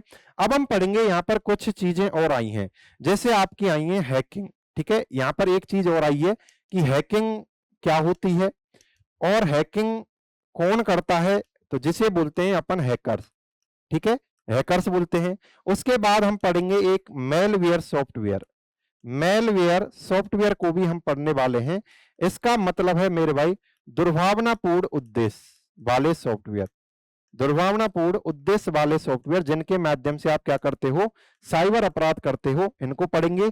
और उसके बाद हम पढ़ेंगे एंटीवायरस, ठीक है, एंटीवायरस। तो यहां पर आपका जो साइबर अपराध से रिलेटेड जो चीजें हैं ना कंप्लीट हो जाएंगी, ठीक है। तो यहां से कैसा भी क्वेश्चन पूछा जाए आपसे हो जाएगा। तो अगली वीडियो में फिर से मिलते हैं, बहुत बहुत धन्यवाद, राधे राधे। हेलो जी, नमस्कार, राधे राधे। तो फिर से स्वागत है आपका। और आज हमारा जो टॉपिक रहने वाला है वह है हैकिंग एंड अनऑथराइज्ड एक्सेस, यानी कि हैकिंग क्या होती है और इस चीज को अपन पढ़ने वाले हैं, और अनऑथराइज्ड एक्सेस क्या होता है, ठीक है। तो जो आपका साइबर क्राइम चल रहा है उसमें साइबर क्राइम हैकिंग के जरिए भी किया जा सकता है, ठीक है। तो हैकिंग एक थोड़ा सा क्या है, बड़ा चैप्टर है, थोड़ा सा मैंने इसको हटकर आपके लिए बनाया है। तो हैकिंग के बारे में अपन पढ़ेंगे और कौन कौन से हैकर हो सकते हैं उनकी भी अपन जानकारी लेंगे। तो सबसे पहले तो आपको ये समझना पड़ेगा कि यहाँ पर जो एक शब्द लिखे हुए हैं हैकिंग एंड अनऑथराइज्ड एक्सेस, कि एक्सेस क्या होता है, ठीक है। एक्सेस को हिंदी में बोला जाता है मेरे भाई पहुंच, क्या बोला जाता है, पहुंच। और अनऑथराइज्ड का मतलब है गैर अस्वीकृत, ठीक है, यानी कि अनाधिकृत एक्सेस। अनऑथराइज्ड एक्सेस का मतलब क्या है, अनाधिकृत पहुंच। तो सबसे पहले एक्सेस का मतलब समझते हैं, कंप्यूटर सिस्टम या कंप्यूटर नेटवर्क के संसाधनों के साथ संवाद करना, ठीक है। एक्सेस क्या है, जैसे मान के चलो आप अपने कंप्यूटर के अंतर्गत कोई भी ऐप चलाते हो, ठीक है, आप गाने चलाते हो, कोई वीडियो देखते हो, तो ये चीज क्या है कि आपके जो कंप्यूटर के संसाधन हैं उनके साथ आप कम्युनिकेट कर रहे हो, यानी उनके साथ आप एक्सेस कर रहे हो, ठीक है। ये चीज क्या होगी, एक्सेस होगी, यानी आपके कंप्यूटर में कोई चीज कहां रखी हुई है उसके साथ आप एक्सेस कर रहे हो। उसके बाद आता है अनऑथराइज्ड एक्सेस क्या होता है, अनाधिकृत एक्सेस क्या होता है, किसी व्यक्ति की अनुमति के बिना उसके कंप्यूटर और नेटवर्क का उपयोग अनाधिकृत एक्सेस कहलाता है या अनाधिकृत पहुंच कहलाती है। तो सबसे पहले आपको यह समझना पड़ेगा कि अनाधिकृत यानी अनऑथराइज्ड एक्सेस क्या होता है, तो आपको समझ में आ गया होगा। अब देखो ये क्या कहना चाह रहा है, इसको मैं और थोड़ा आपके लिए सिंपल कर देता हूं। जैसे आपने अपने जो लैपटॉप है या कंप्यूटर है या कोई ऐसी डिवाइस है, वहां पर आपने लॉक लगा रखा है और पासवर्ड लगा रखा है। अब कोई व्यक्ति है वो आपके कंप्यूटर में क्या है, कोई फाइल खोलना चाहता है, तो उसका क्या काम बनता है, पहला कि आपसे पासवर्ड ले या आपसे पासवर्ड लगवा के आपसे ओपन करवाए। लेकिन वो क्या कर रहा है, आपसे पूछ ही नहीं रहा, लेकिन वो एक ऐसी टेक्निक यूज ले रहा है कि आपसे बिना पूछे और एक ऐसी टेक्निक यूज ले रहा है जिससे आपके कंप्यूटर में वो एंटर कर रहा है और आपकी फाइल वगैरह है उनको पढ़ रहा है, आपकी प्राइवेट चीजें हैं उनको भी वो पढ़ रहा है। इसका मतलब ये हुआ कि आपके बगैर पूछे उसने आपके कंप्यूटर को क्या कर लिया, एक्सेस कर लिया, आपकी फाइलों को देख लिया, आपकी वीडियो जो भी ऑडियो हैं उनको देख लिया। ये चीज क्या होगी, आपकी अनऑथराइज्ड एक्सेस हो गया, यानी किसी व्यक्ति की अनुमति के बिना उसके कंप्यूटर या नेटवर्क का उपयोग अनऑथराइज्ड एक्सेस कहलाता है। ठीक है, आगे चल रहे हैं। अब आती है बात किस पर, हैकिंग पर। हैकिंग क्या होती है? तो मेरे भाई जो ये चीज आप कर रहे हो ना कोई टेक्निक आपने यूज ली होगी, उसे क्या बोलते हैं अपन, हैकिंग बोलते हैं। यानी कई बार बोलते हैं ना इसने हैक कर लिया है चीजों को, तो वही चीजें हैं ये। हैकिंग का मतलब है कंप्यूटर और नेटवर्क के अनाधिकृत एक्सेस को हैकिंग कहते हैं। यानी कंप्यूटर जो है आपका, जो नेटवर्क है, उसमें आप अनऑथराइज्ड एक्सेस जो कर रहे हो उसी चीज को क्या बोला जाता है, हैकिंग बोला जाता है। तो पहले मैंने आपको ये चीज समझाने की कोशिश की थी, अनाधिकृत एक्सेस। उसके बाद मैं आपको बता रहा हूं हैकिंग क्या होता है। अब मैं आपको बता रहा हूं हैकर क्या होता है। देखो, जो व्यक्ति हैकिंग करेगा वही क्या कहलाएगा, हैकर कहलाएगा। ठीक है, अब आपके समझ में आया। यानी कोई व्यक्ति यदि हैकिंग कर रहा है तो वह क्या कहलाएगा, हैकर कहलाएगा। तो जो व्यक्ति हैकिंग करता है उसे हैकर कहते हैं। हैकर कंप्यूटर पर हमला करने के लिए पहले से तैयार कंप्यूटर प्रोग्राम का उपयोग करता है। यानी कहीं ना कहीं उसने ऐसे प्रोग्राम बना रखे होंगे जिनके माध्यम से वो आपके जो पासवर्ड है उनको क्रैक कर सकता है। ठीक है, तो यानी पहले से बनाए गए जो कोड है ना उनको वो यूज लेता है, ये चीज यहां पर कहना चाह रहा है। तो हमने अभी तक क्या देखा, हमने अभी तक देखा कि एक्सेस क्या होता है, पहुंच क्या होती है, कि भैया जी कंप्यूटर के अंतर्गत जो जो चीजें रखी हुई हैं, कोई फाइल है, कोई वीडियो है, उनको आप ओपन करते हैं, ये चीज क्या कहलाती है, एक्सेस कहलाती है। अब बात आती है अनऑथराइज्ड एक्सेस की, यानी कि अनाधिकृत पहुंच। इसका मतलब है यदि आप किसी के कंप्यूटर को, किसी के मोबाइल को उसके बिना अनुमति के, ठीक है, और उसमें प्रवेश कर रहे हो, उसकी फाइलों को पढ़ रहे हो, उसके पासवर्ड को क्रैक कर लिया आपने, ये चीज क्या हो जाती है, अनाधिकृत एक्सेस। और ये जो प्रक्रिया है ना, ये आपने किया, अनाधिकृत एक्सेस जो आपने किया है, ये चीज क्या होगी मेरे भाई, ये होगी आपकी हैकिंग हो गई। ठीक है, आपके समझ में आया। अब हम बात करेंगे हैकर क्या होता है। जो व्यक्ति हैकिंग करेगा वह क्या कहलाएगा, हैकर कहलाएगा। अब हैकर अलग अलग प्रकार के होते हैं। देखो, जब कोई बड़ी कंपनी होती है ना, जैसे आप कोई भी मान लो माइक्रोसॉफ्ट वगैरह हैं, या कोई भी आप ऐसी कंपनी है जो सॉफ्टवेयर वगैरह बनाती है, तो वह खुद के भी हैकर लगती है। ठीक है, तो हैकर के कई प्रकार के टाइप्स होते हैं। कुछ हैकर ऐसे होते हैं जो अच्छे होते हैं, जेन्युइन टाइप के होते हैं, यानी कि कोई कंपनी है उसके खुद के कर्मचारी हैकर होते हैं। वह किसकी चीज के लिए होते हैं, जो मान के चलो कोई सॉफ्टवेयर बन रहा है या कोई कंप्यूटर वगैरह में कोई चीजें हैं, पहले उनको चेक किया जाता है कि कोई बंदा इनको हैक तो नहीं कर सकता है, पहले खुद ही कंपनी चेक करती है, तो उसके खुद के हैकर होते हैं, तो इनको बोला जाता है व्हाइट हैट हैकर। ठीक है, अभी अलग अलग प्रकार के हैकर अपन पढ़ने वाले हैं। तो देखो आप, टाइप्स ऑफ हैकर, एक होते हैं आपके ब्लैक हैट हैकर, एक होते हैं white hat hacker, ethical hacker, grey hat hacker, green hat hacker, script kiddies, blue hat hacker, red hat hacker, elite hacker, activist, whistle blower और फ्रीकर। ये कई प्रकार के क्या हैं, आपके हैकर हैं। और इनके आपसे क्वेश्चन पूछे जाते हैं, आपसे सीधा सीधा क्वेश्चन पूछा जाएगा कि व्हाइट हैट हैकर कौन है, ब्लैक हैट हैकर कौन है, आपसे पूछा जाएगा स्क्रिप्ट किडीज कौन होते हैं। ऐसे क्वेश्चन आपसे पूछे जाएंगे। ये भी आपके साइबर अपराध से जुड़े हुए टॉपिक है मेरे भाई। ठीक है, तो यहां पर अपन एक एक को लेंगे। तो पहले अपन बात करते हैं किसकी, व्हाइट हैट हैकर की, कि ये व्हाइट हैट हैकर क्या होता है। हिंदी में भी आपको ऐसे ही याद रखना है, व्हाइट हैट हैकर। ठीक है, कैसे याद रखना है, व्हाइट हैट हैकर, ऐसे ही आपको याद रखना है, व्हाइट हैट हैकर। ठीक है, उसके बाद आपको क्या चीज याद रखनी है, आपको ये याद रखना है कि इसे अपन एथिकल हैकिंग भी कहते हैं, यानी कि इसको अपन एथिकल हैकर भी कहते हैं। एथिकल हैकर है तो हैकर हो जाएगा, और ये प्रक्रिया क्या हो जाएगी, हैकिंग हो जाएगी। ठीक है, तो इसे एथिकल हैकर भी कहा जाता है। It is a good person. यदि आपसे पूछा जाए कि व्हाइट हैट हैकर जो होते हैं वो अच्छे आदमी होते हैं या बुरे आदमी होते हैं, तो अच्छे आदमी होते हैं। ये अच्छे काम के लिए इनको यूज लिया जाता है। अब अच्छा काम क्यों है भैया जी, ये भी तो हैक कर रहे हैं। अरे भैया इनका पर्पज अलग है। इनका पर्पज ये है कि कोई भी कंपनी सॉफ्टवेयर बना रही है, ठीक है, तो वहां पर ये देखा जाएगा कि उसको मार्केट में उतारने से पहले चेक किया जाएगा कि कोई इसको हैक तो नहीं कर सकता। तो कंपनी के खुद के आदमी तो होने चाहिए जो पहले चेक करें। तो पहले वो प्रयास करते हैं हैक करने का। यदि उनसे हैक नहीं होता है या उसमें कोई कमी पाई जाती है तो उसको सुधार कर सकती है कंपनी, ठीक है। तो इसलिए इनको क्या बोला जाता है, गुड पर्सन बोला जाता है। प्राइमरी गोल क्या है, आइडेंटिटी एंड रिसॉल्व वीकनेस।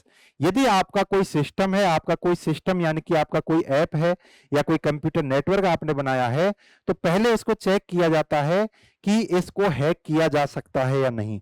तो ऐसे पर्सन उसी कंपनी के रहेंगे और इनका उद्देश्य पॉजिटिव रहेगा, यानी कि खामियां ढूंढेंगे और उनको आइडेंटिफाई करके उनको रिसॉल्व करेंगे यानी कि दुरुस्त करेंगे। तो ये आपके व्हाइट हैट हैकर हो गए। ये एक सिस्टम की सुरक्षा को मजबूत करने के लिए होते हैं कि भैया जी कोई और हैकर जो गलत उद्देश्य से आए वो आपकी चीजों को चुरा ना ले। इसलिए ये हैकर भी कंपनी के पास होना जरूरी है। आगे मैं बात कर रहा हूं ब्लैक हैट हैकर कि ब्लैक हैट हैकर क्या होते हैं, आल्सो कॉल्ड एज क्रैकर। ठीक है, क्या होते हैं, आल्सो कॉल्ड एज क्रैकर, यानी कि पासवर्ड क्रैक करते हैं ये, ठीक है, बहुत सारी चीजों को क्या है क्रैक करते हैं, इसलिए इनको क्या बोलते हैं अपन, क्रैकर। अब ये कैसे पर्सन रहेंगे, देखो ब्लैक आ रहा है, इसका मतलब है ये बैड पर्सन है। प्राइमरी गोल क्या है, स्टील्स द डेटा, आपके डेटा को चुराना है। स्टील यानी कि डेटा, आपका जो सिस्टम का डेटा है ना उसको चुराना है, डेटा को चुराना इनका प्राइमरी उद्देश्य है। डेटा को चुराना इनका प्राइमरी उद्देश्य है। एक व्यक्ति जो दुर्भावनापूर्ण कारणों से एक सिस्टम या नेटवर्क में अनधिकृत प्रवेश प्राप्त करने का प्रयास करता है, ठीक है, यानी कि ब्लैक हैट हैकर कौन रहेंगे, यानी कि इनका उद्देश्य क्या रहेगा, ये भैया जी फर्जी आदमी रहेंगे। देखो व्हाइट हैट हैकर कौन थे, वो थे तो हैकर ही। हैकर क्या होता है, किसी भी रिसोर्सेज यानी कोई फाइल वीडियो है, कोई कंप्यूटर है, कंप्यूटर नेटवर्क है, उसके अंदर प्रवेश करना। अब हैकर कई प्रकार के हो सकते हैं, एक अच्छे, तो व्हाइट हैट हैकर अपन ने जान लिया कि भैया ये कंपनी का आदमी है, पहले ये देखता है कि ये नेटवर्क सही बनाया नहीं है, इसको हैक तो नहीं किया जा सकता, तो खुद जांचेंगे। उसके बाद आता है ब्लैक हैट हैकर। ये क्या होते हैं, फर्जी आदमी होते हैं। किसी दूसरे का कंप्यूटर होगा, उसमें ये छेड़खानी करेंगे, हैक करने की कोशिश करेंगे। कोई फेसबुक का पासवर्ड है उसको हैक करने की कोशिश करेंगे, इंस्टाग्राम वगैरह इसको हैक करने की कोशिश करेंगे, और इनका उद्देश्य गलत होगा। मान के चलो आपका कोई सोशल मीडिया है, उसके पासवर्ड वगैरह को हैक करके, क्रैक करके, ये क्या उसके अंतर्गत आपने कहाँ चैट की उनको चुरा लेंगे, आपके डेटा को चुरा लेंगे। यानी कि ये बेकार आदमी होते हैं, बैड पर्सन होते हैं। प्राइमरी गोल इनका चीजों को, डेटा को चुराना होता है, ठीक है। दो चीजें पढ़ी, व्हाइट नाम से पता चल रहा है अच्छे पर्सन रहेंगे, कंपनी के रहेंगे। ब्लैक हैट हैकर ये बाहर के लोग हो सकते हैं, ठीक है, इनका उद्देश्य बुरा रहेगा। उसके बाद हम बात करते हैं grey hat hacker. Grey hat hacker में आपको बस ये याद रखना है, ये ऐसे होते हैं, दोनों का मिक्सचर होता है, ठीक है, white hat hacker plus black hat hacker, ठीक है, ये दोनों का मिक्सचर होता है। उसके बाद हम बात करते हैं ग्रीन हैट हैकर क्या होते हैं। इनको देखो आल्सो कॉल्ड एज न्यूबी या नियोफाइट, ठीक है, इनको क्या कहा जाता है, न्यूबी या नियोफाइट कहा जाता है। Someone who is new to the hacking, has almost no knowledge और experience of the working of technology and hacking, beginners in the world of hacking, ठीक है। अब ग्रीन क्या है, ग्रीन हैट हैकर जो है उसको क्या कहते हैं अपन, ठीक है। ग्रीन हैट हैकर कौन होते हैं, जैसे मान के चलो कोई हैकिंग की फील्ड में नया नया है, उसको पता ही नहीं है हैकिंग कैसे करते हैं, बस वो अभी अभी नया ही नया आया है। तो नया जो आया है ना, नया नवेला जो आया है हैकिंग की फील्ड में, उसे आप क्या बोलोगे, ग्रीन हैट हैकर बोलोगे, ठीक है। उसको किसी भी प्रकार का एक्सपीरियंस नहीं है, उसने कभी पहले किसी भी चीज को हैक नहीं किया है, बस वो कोशिश कर रहा है, ठीक है। उसे एक्सपीरियंस वगैरह, वो कोड वगैरह कुछ भी लिखना नहीं जानता है, तो वह कौन हो जाएगा, ग्रीन हैट हैकर हो जाएगा। उसके बाद हम बात करते हैं स्क्रिप्ट किडीज की। देखो इनके इंग्लिश में ही नाम यही है, हिंदी में भी नाम यही रहेंगे, स्क्रिप्ट किडीज, ठीक है, क्या रहेंगे, स्क्रिप्ट किडीज, ऐसे ही रहेंगे। तो स्क्रिप्ट किडीज, अब ये कौन रहेंगे, person who uses existing computer script और codes to hack into computer, ठीक है। तो देखो इसमें और जो अभी अपन ने ये पढ़ा है ग्रीन हैट हैकर, थोड़ा सा फर्क है। एक व्यक्ति जो कंप्यूटर में हैक करने के लिए मौजूदा कंप्यूटर स्क्रिप्ट या कोड को उपयोग करता है, lacking the expertise to write their own code. देखो ये तो कैसे होते हैं, जैसे मान के चलो आप एक टीचर है, मैं इसका एग्जांपल आपको देता हूं। आप एक टीचर हैं और आपका खुद का कंटेंट नहीं है, आप दूसरे के टीचर के कंटेंट को खुद पढ़ पढ़ कर बता रहे हो, ठीक है। तो ये क्या चीज होगी, ये होगी स्क्रिप्ट किडीज। यानी कि आप किसी चीज को हैक कर रहे हो लेकिन आपके पास खुद के कोई भी कोड्स नहीं है, प्रोग्राम कोड्स नहीं है, कोई दूसरे बंदे ने जो प्रोग्राम बना रखे हैं कि इस चीज को ऐसे हैक किया जा सकता है, आप उसी के आधार पर हैक कर रहे हो। अपना कोई भी कोड आप बना नहीं सकते, बस आप क्या है दूसरे के कोड को अप्लाई करना जानते हो, अपना खुद का लिखना नहीं जानते हो। तो ये आपके हैकर कौन से हो जाएंगे, स्क्रिप्ट किडीज। और यहां पर तो क्या है मेरे भाई, यहां पर तो बंदा नया ही नया आया है, ना तो ये दूसरे को अप्लाई करना जानता, ना इसके पास खुद का, ठीक है, नया नया आया है, वो आपका ग्रीन हैट हैकर हो जाएगा। लेकिन ये कौन हो जाएगा, स्क्रिप्ट किडीज, यानी ऐसा व्यक्ति जो दूसरे के कोड को यूज करके अप्लाई कर सकता है, ठीक है, इतना तो इसको आता है, लेकिन वह खुद का कोड नहीं लिख सकता, ठीक है। उसके बाद हम बात करेंगे रेड हैट हैकर की। The purpose of red hat hacker is similar to the white hat hacker, ठीक है। देखो मैं अभी बता चुका हूं व्हाइट हैट हैकर कौन होता है, ये कंपनी के आदमी होते हैं, ये अपने सॉफ्टवेयर को या कंप्यूटर नेटवर्क को चेक करते हैं कि इसके अंतर्गत कोई हैकर हैक तो नहीं कर रहा, कोई ब्लैक हैट हैकर हैक तो नहीं करने की कोशिश कर रहा, या इसको हैक तो नहीं किया जा सकता। उन चीजों को ढूंढने का जो काम करते हैं व्हाइट हैट हैकर होते हैं। लेकिन रेड हैट हैकर भी कुछ इसी तरह के होते हैं। मान के चलो रेड हैट हैकर क्या करेंगे, आपके जो कंप्यूटर है या आपका जो ऐप है उसमें कोई हैकर प्रवेश कर गया है, जैसे ब्लैक हैट हैकर। अब आप क्या करोगे, रेड हैट हैकर का यूज ले रहे हो, ठीक है। तो रेड हैट हैकर क्या करेगा कि वहां पर देखेगा, अच्छा जैसे इसको मिलेगा अच्छा ब्लैक हैट हैकर हैक करने की कोशिश कर रहा है, तुरंत उसको स्टॉप कर देगा, उसकी हैकिंग को तुरंत वहीं पर स्टॉप कर देगा। तो यानी कि ये बहुत एग्रेसिव कदम उठाता है, एग्रेसिव कदम उठाता है, ठीक है, जोरदार कदम उठाता है। ये चीज क्या होगी, रेड हैट हैकर हो गया। The purpose of red hat hacker is similar to the white hat hacker, इनका उद्देश्य व्हाइट हैट हैकर के समान ही होता है। A red hat hacker is a hacker who takes aggressive step to stop black hat hacker, यानी यह black hat hacker को रोकने के लिए जोरदार कदम उठाता है, ठीक है। यानी कि मान के चलो आपके सिस्टम में ब्लैक हैट हैकर प्रवेश हो चुका है, ठीक है, तो फिर आपको क्या यूज लेना पड़ेगा, रेड हैट हैकर यूज लेना पड़ेगा। और यदि आपका सिस्टम तैयार ही हो रहा है, अभी वो मार्केट में नहीं उतरा है, तो उसको चेक करने के लिए आप यूज लेते हो व्हाइट हैट हैकर, ठीक है। और जब आपका तैयार हो चुका है, मार्केट में उतर चुका है, तो उस सिस्टम को चेक करने के लिए कि इसमें कोई ब्लैक हैट हैकर तो आ तो नहीं गए, तो उसके लिए आप यूज लेते हो रेड हैट हैकर, यानी रेड हैकर आप यूज लेते हो, ऐसा मान सकते हो।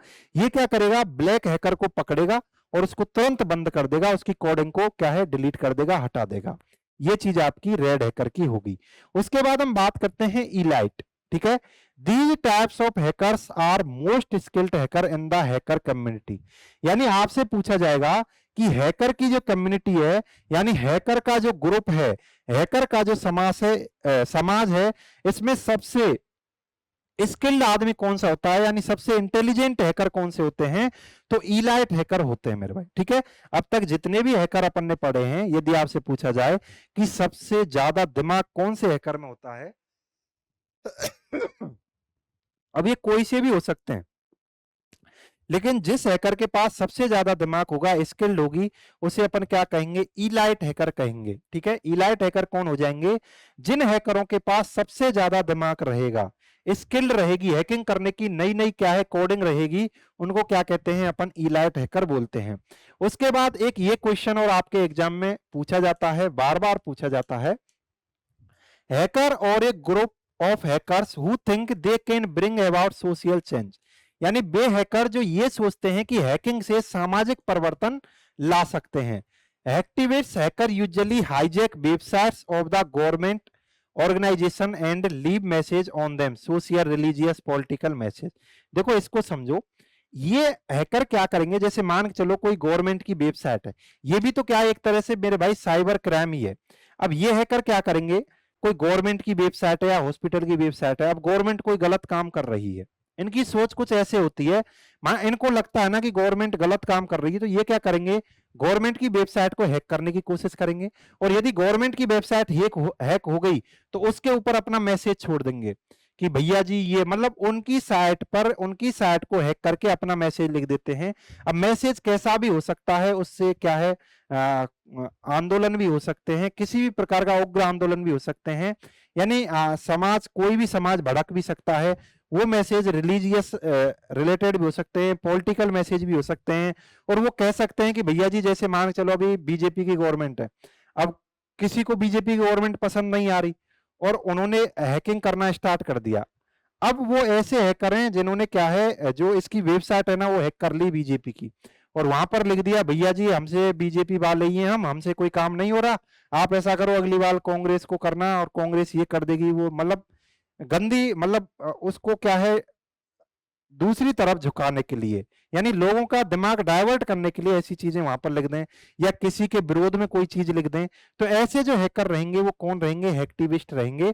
तो आपसे बस ये पूछा जाता है कि ऐसे कौन से हैकर हैं जो सामाजिक परिवर्तन, उनके दिमाग में ऐसा लगता है कि हम चीजों को हैक करके सामाजिक परिवर्तन ला देंगे, सोसाइटी में बहुत बड़ा चेंज ला देंगे। तो वो कौन से होते हैं, एक्टिविस्ट होते हैं। कई बार ये एग्जाम में पूछ लिया गया है, सीधा सीधा यही लिखा हुआ मिलता है कि ऐसे कौन से हैकर हैं जो ये सोचते हैं कि हम क्या है, समाज में बहुत बड़ा चेंज ला देंगे किसी वेबसाइट को हैक करके या किसी भी चीज को हैक करके। तो ये आपके हो जाते हैं, ठीक है। उसके बाद होते हैं विसिल हैकर, यानी विसिल हैकर जो होते हैं ना, इनके बारे में एक कहावत है, घर का बेदी लंका ढाए। ये हैकर कैसे होते हैं, जैसे मान के चलो ये उसी कंपनी में काम कर रहे हैं और उसी कंपनी को नुकसान पहुंचाने की कोशिश करते हैं, यानी जिस कंपनी में ये काम कर रहे हैं ना, उसी की वेबसाइट को या उसी के सिस्टम को ये हैक करने की कोशिश करते हैं। अब ये लोग कौन होते हैं जो अपनी कंपनी को ही नुकसान पहुंचाना चाह रहे हैं? तो ये लोग होते हैं मेरे भाई, who discloses secret information to the public of a company, organization, firm, private agency। यानी कि एक व्यक्ति जो डिस्क्लोज यानी ओपन कर देता है सीक्रेट इंफॉर्मेशन को पब्लिक के लिए, कंपनी, जैसे कि कंपनी, ऑर्गेनाइजेशन आदि की जो सीक्रेट इंफॉर्मेशन है उसको पब्लिक के लिए ये क्या है, खोल के रख देता है, ओपन कर देता है, वो क्या होता है, विसिल हैकर होता है। It is the member of the organization, यह उसी ऑर्गेनाइजेशन का क्या होता है, मेंबर होता है। और ये कौन हो सकता है, एक असंतुष्ट कर्मचारी एक प्रकार का हैकर है जो आपके नेटवर्क के लिए उच्चतम स्तर का जोखिम पैदा कर सकता है। इसलिए भैया जी कहा जाता है घर का भेदी लंका ढाए, यानी जो आपका कौन होता है, असंतुष्ट कर्मचारी होता है, वह उस कंपनी को बहुत ज्यादा क्षति पहुंचा सकता है। क्यों? क्योंकि उसके पास बहुत सारी सीक्रेट इंफॉर्मेशन होती है, उस सीक्रेट इंफॉर्मेशन को वो पब्लिक में लेके जा सकता है। ठीक है, क्या कोडिंग हो रखी है इस ऐप में, कौन सा डेटाबेस यूज हो रखा है, तो बहुत सारी चीजें ऐसी होती हैं जो लोगों को बताने के लिए नहीं रहती कि आपका डेटा कहां पर रखा हुआ है। ठीक है, ऐसे यदि लोगों को पता चल गया ना तो आपके पूरे डेटा को चुरा लेंगे। ठीक है, और उसको पढ़ते हैं अपन डीबीएमएस में, डेटाबेस मैनेजमेंट सिस्टम में। तो ये चीजें आपकी होती हैं, मुझे उम्मीद है ये आपके समझ में आया होगा। तो जितने भी तरह के हैकर्स थे, ठीक है, थ्योरेटिकल चैप्टर है और हमने पढ़ लिए हैं। यहां से एक क्वेश्चन आपका आ जाएगा जो इंपॉर्टेंट है, वह आपको याद रखना है। एक तो आपका व्हाइट हैट हैकर है, एक ब्लैक हैट हैकर है, एक आप इलाइट वाले को याद रख लेना, और एक हमने पढ़ा है कौन सा, एक और लास्ट में हमने पढ़ा है हैक्टिविस्ट।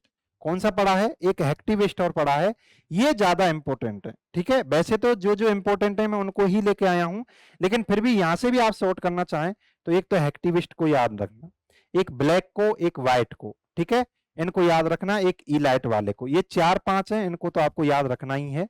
ठीक है, और आपके समझ में आ गया होगा। हैक करना मतलब कि पासवर्ड को चुराना, किसी कंप्यूटर की इंफॉर्मेशन को चुराना उसके पासवर्ड को जाने बिना। ठीक है, ये चीज हैकर करता है। और हैकर को क्या है, प्रोग्रामिंग लैंग्वेज की क्या है, नॉलेज होनी चाहिए। ऐसा तो है नहीं जिसको टेक्निकल नॉलेज बिल्कुल नहीं है। ठीक है, और आप सोचें कि मैं किसी चीज को हैक कर लूं, असंभव है। ठीक है, तो उसके लिए आपको पहले प्रोग्रामिंग लैंग्वेज भी आनी चाहिए, सब कुछ आना चाहिए, कोड लिखना भी आना चाहिए कि किसी चीज को मैं कैसे क्रैक कर सकता हूं। ठीक है, लूप पॉइंट ढूंढना आना चाहिए, जैसे कोई वेबसाइट है उसमें लूप पॉइंट क्या है, कहां पर उसमें खामियां हैं जिससे मैं इसके अंदर प्रवेश कर सकता हूं। तो ऐसे लोग जो होते हैं वो हैकर होते हैं।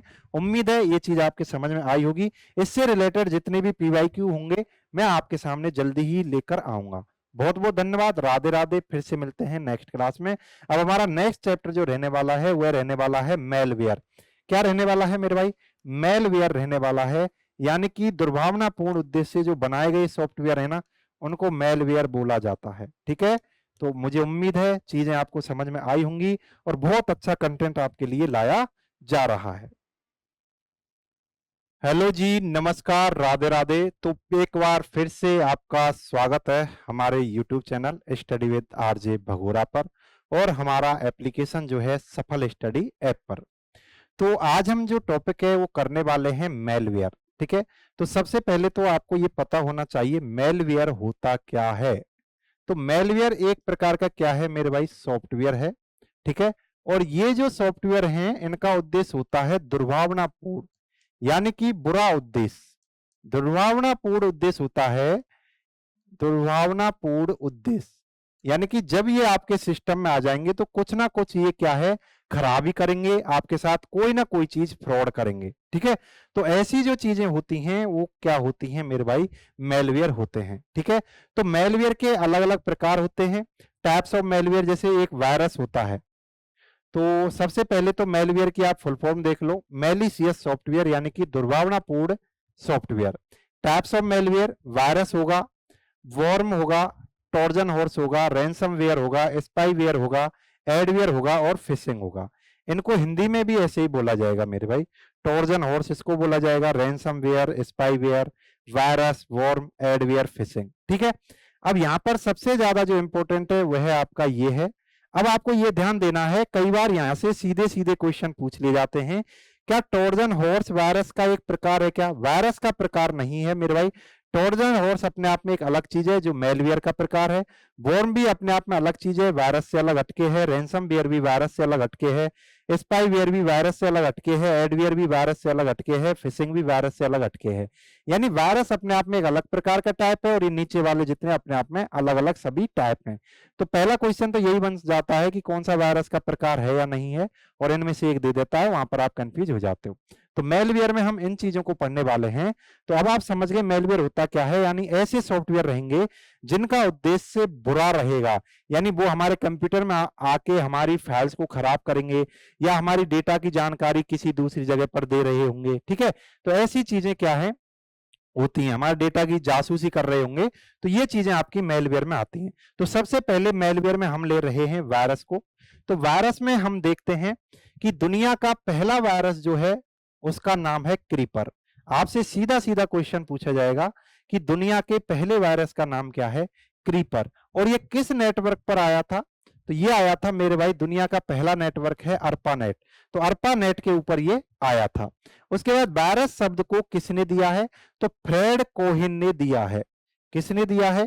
फ्रेड कोहेन ने वायरस शब्द को दिया है। तो आपसे पूछा जाए कि वायरस शब्द यानी फादर ऑफ वायरस कौन है, तो फ्रेड कोहेन है। क्यों?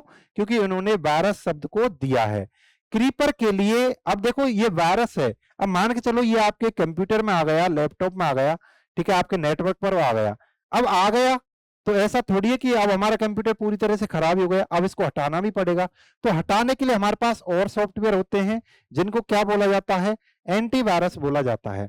तो आपसे यदि पूछा जाए कि क्रीपर को हटाने के लिए कौन सा एंटीवायरस यूज लिया गया था, तो रीपर लिया गया था। तो यह दुनिया का पहला क्या हो जाएगा? एंटीवायरस हो जाएगा। तो अब मैं आगे चल रहा हूं। उसके बाद पढ़ते हैं कि वायरस हमारे कंप्यूटर में आता है तो इसके लाइफ साइकिल क्या होती है, यानी ये कैसे कैसे प्रवेश करता है और अंत में क्या काम करता है। देखो, इसके वायरस लाइफ साइकिल है ना, इसके स्टेप होते हैं कितने? चार। चार स्टेप इसके होते हैं, ये आपको याद रखना है, कई एग्जाम में पूछ लिया गया है कि वायरस के जो लाइफ साइकिल स्टेप्स है ना कितने होते हैं? चार होते हैं। ठीक है, आप याद कैसे रख सकते हैं? डीपीटीई। तो ये क्रम आपको याद रखना है। पहला जो सबसे पहला फेज है वो होता है डोरमेंट फेज। ठीक है, सबसे पहला फेज जो होता है डोरमेंट फेज, यानी यहां पर वायरस डेवलप किया जाएगा, यानी कहीं से वायरस आया होगा। ठीक है, आपने यदि इंटरनेट से अपना कंप्यूटर जोड़ा होगा तो वहां से वायरस आया होगा, यानी सबसे पहले तो वायरस क्रिएट होगा, डेवलप होगा। बात समझ में आई? यानी विकसित होगा वायरस, ठीक है जी। उस फेज को क्या बोलेंगे? डोरमेंट फेज बोलेंगे, ठीक है। क्या बोलेंगे? डोरमेंट फेज बोलेंगे। यानी आपका वायरस क्या हुआ है? डेवलप हुआ है। उसके बाद धीरे धीरे ये आगे बढ़ेगा। अरे भैया जी, आप एक हो गए तो अपने जैसे दो और बनाओगे, ठीक है। तो ये चीज क्या हो जाती है? Propagation phase. ये अपनी क्या बनाता है?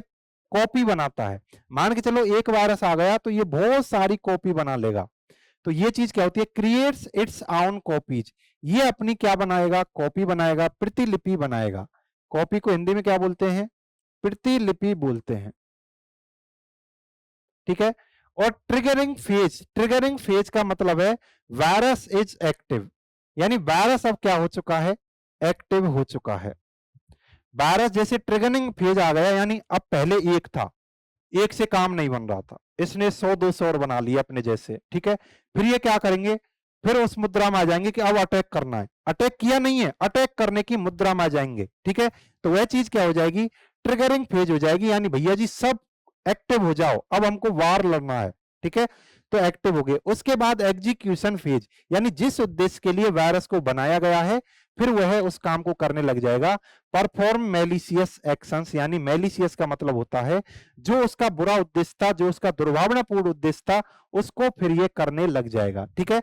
मैंने अभी तक आपको बताया है कि मेलवेयर क्या होता है? Malicious software. मेलवेयर के कौन कौन से टाइप हो सकते हैं? आपका वायरस हो सकता है, वॉर्म हो सकता है, आपका ट्रोजन हॉर्स हो सकता है, रैनसमवेयर, स्पाईवेयर, एडवेयर, फिशिंग, ठीक है। सबसे पहले हम ले रहे हैं वायरस को। आपसे पूछा जाएगा कि वायरस की फुल फॉर्म क्या होती है? तो vital information resources under seize, ये वायरस की फुल फॉर्म होती है। उसके बाद आपसे पूछा जाएगा कि सबसे पहला वायरस कौन सा है? तो आपको आना चाहिए क्रीपर। ये कौन से नेटवर्क पर आया था? अर्पानेट पर आया था। उसके बाद आपसे पूछा जाएगा कि फादर ऑफ वायरस कौन है, या वायरस शब्द को सबसे पहले किसने दिया था, ठीक है। तो उसका नाम है फ्रेड कोहेन। क्या नाम है? फ्रेड कोहेन नाम है। और जो पहला वायरस था क्रीपर, इसको कंप्यूटर से या उस नेटवर्क से हटाने के लिए कौन सा एंटीवायरस यूज लिया गया था? तो उसका नाम है मेरे भाई रीपर। क्रीपर को जो हटाया है, किसने हटाया है? रीपर ने। एंटीवायरस हालांकि हम इसके बाद पढ़ने वाले हैं, तो एंटीवायरस पढ़ेंगे, लेकिन पहले क्या है, आप क्या पढ़ लो? वायरस पढ़ लो। उसके बाद हम पढ़ रहे हैं वायरस के लाइफ साइकिल होते हैं, यानी हमारे कंप्यूटर में वायरस कैसे कैसे आया है, कैसे प्रवेश किया है। तो सबसे पहले तो भैया वो आएगा कहीं से, विकसित होगा। विकसित होने के बाद वो क्या है? अपने जैसे और लोग बनाएगा। फिर वो एक्टिव में आएंगे, फिर एक्टिव होते ही वो बाहर कर देंगे, यानी उसका एग्जीक्यूशन फेज हो जाएगा। तो यदि मैं आपसे पूछूं वायरस के लाइफ साइकिल स्टेप कितने हो गए? Dormant phase, propagation phase, triggering phase, execution phase. Dormant phase, propagation phase, triggering phase, execution phase, ठीक है। ये आपके हो जाते हैं। आगे हम चल रहे हैं, which of the following is not a life cycle phase of virus. देखो ये क्वेश्चन मैं आपके सामने लेके आ गया हूं कि आपके दिमाग में आए कि कैसे क्वेश्चन बन सकते हैं। हालांकि मैं सभी जो चैप्टर अभी चल रहे हैं इनके अलग से पीवाईक्यू भी कराऊंगा, लेकिन पहले आप देख लो। कंप्यूटर अन्वेषक जो है 2022 में ये कंप्यूटर टीचर का एग्जाम हुआ था, वहां पर यह क्वेश्चन पूछा गया था, which of the following is not a life cycle phase of virus, यानी वायरस का कौन सा लाइफ साइकिल फेज नहीं है। तो देखो अभी हमने पढ़ा है कि सबसे पहला डोरमेंट होता है, उसके बाद आपका कौन सा आता है वो यहां पर नहीं दे रखा, प्रोपगेशन फेज आता है, ट्रिगरिंग फेज और एग्जीक्यूशन फेज। अब यहां पर देखो तीन तो दे रखे हैं, डोरमेंट फेज, ट्रिगरिंग, एग्जीक्यूशन। यहां पर ये कोई फेज नहीं होता वायरस का, तो आपका राइट आंसर क्या हो जाएगा? बी हो जाएगा।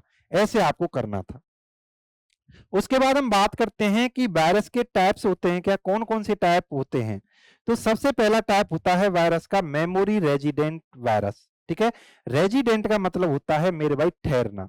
तो यहां पर क्या है? Memory resident. और यदि आपसे बोला जाए ना मेमोरी, केवल मेमोरी बोला जाए, तो उसका मतलब होता है रैम की बात कर रहा है। किसकी बात कर रहा है? रैम की बात कर रहा है।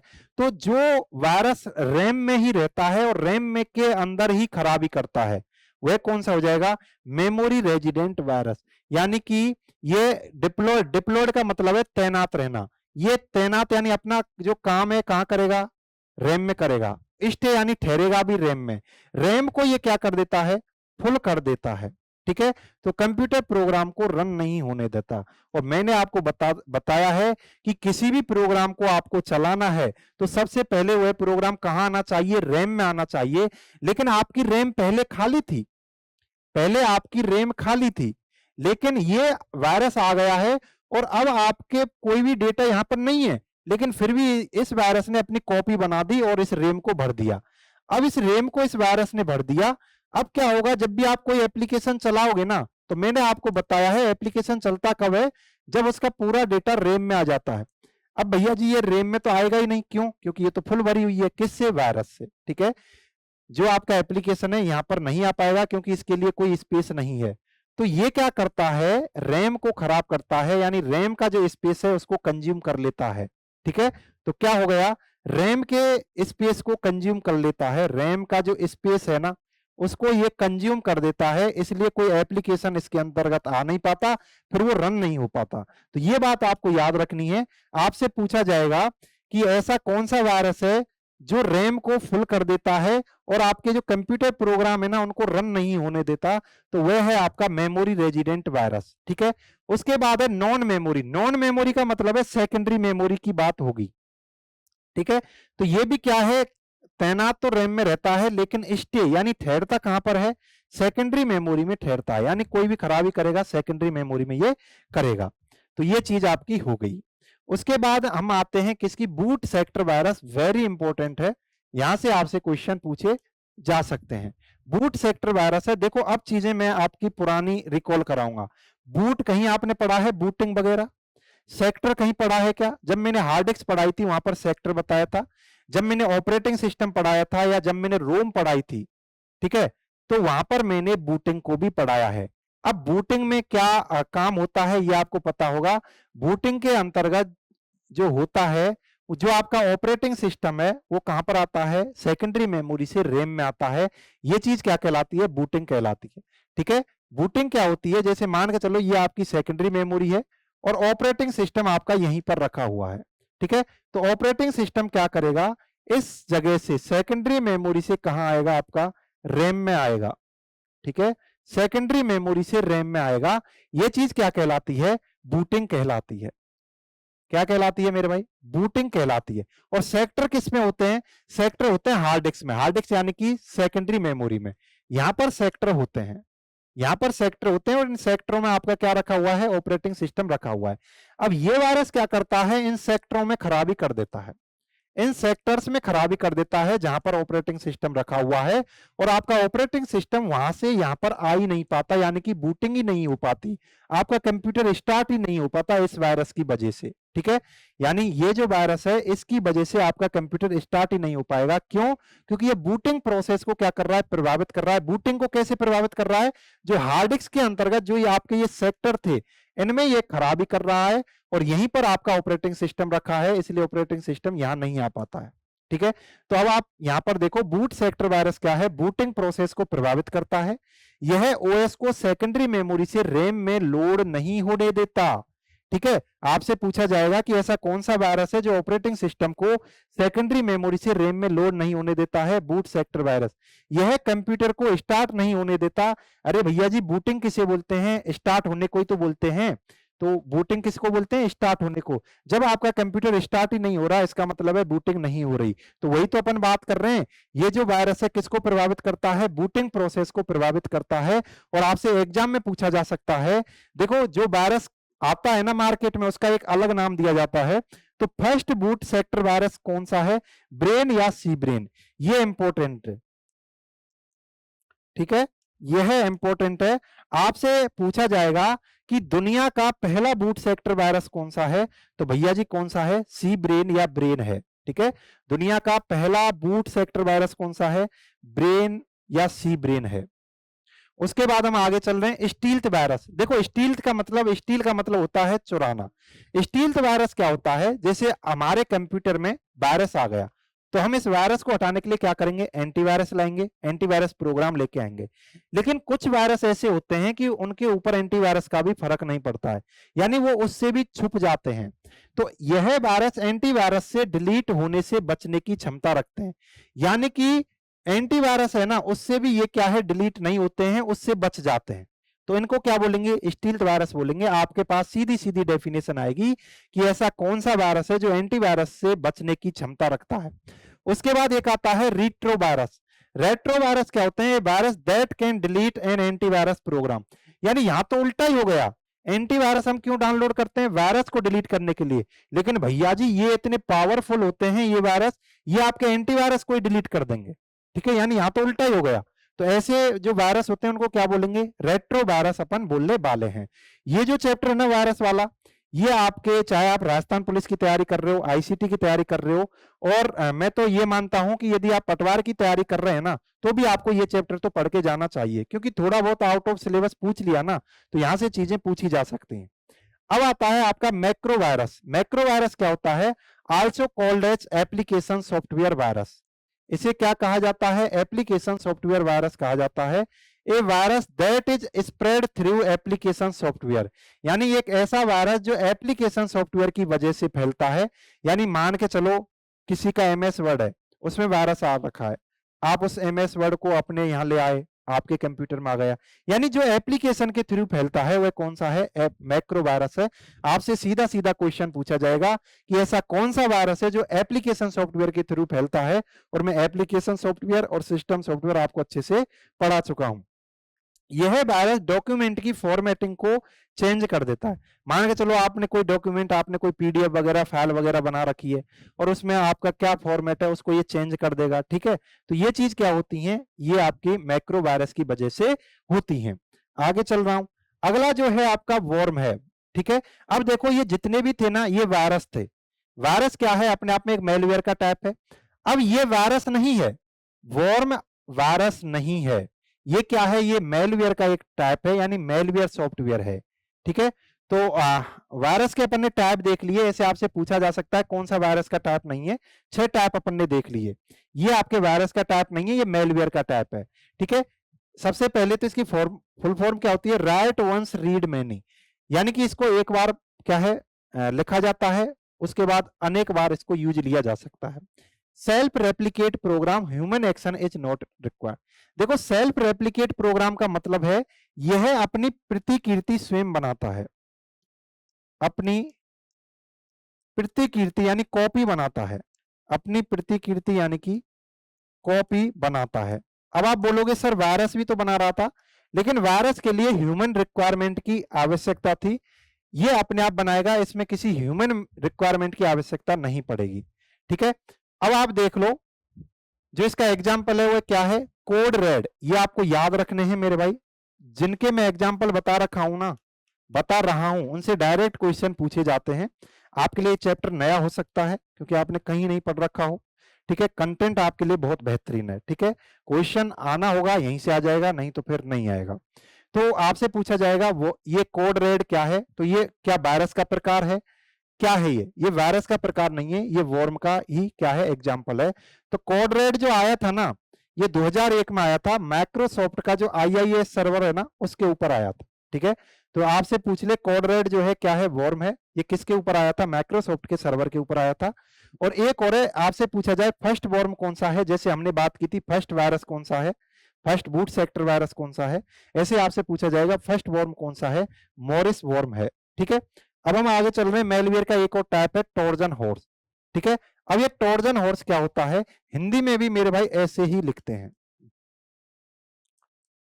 ट्रोजन हॉर्स, हिंदी में भी ऐसे ही लिखते हैं, हिंदी में भी ऐसे ही लिखते हैं ट्रोजन हॉर्स। ठीक है, तो इट इज अ मेलवेयर, ये तो अपन ने बात कर ली, ये मेलवेयर का प्रकार है, वायरस का प्रकार नहीं है।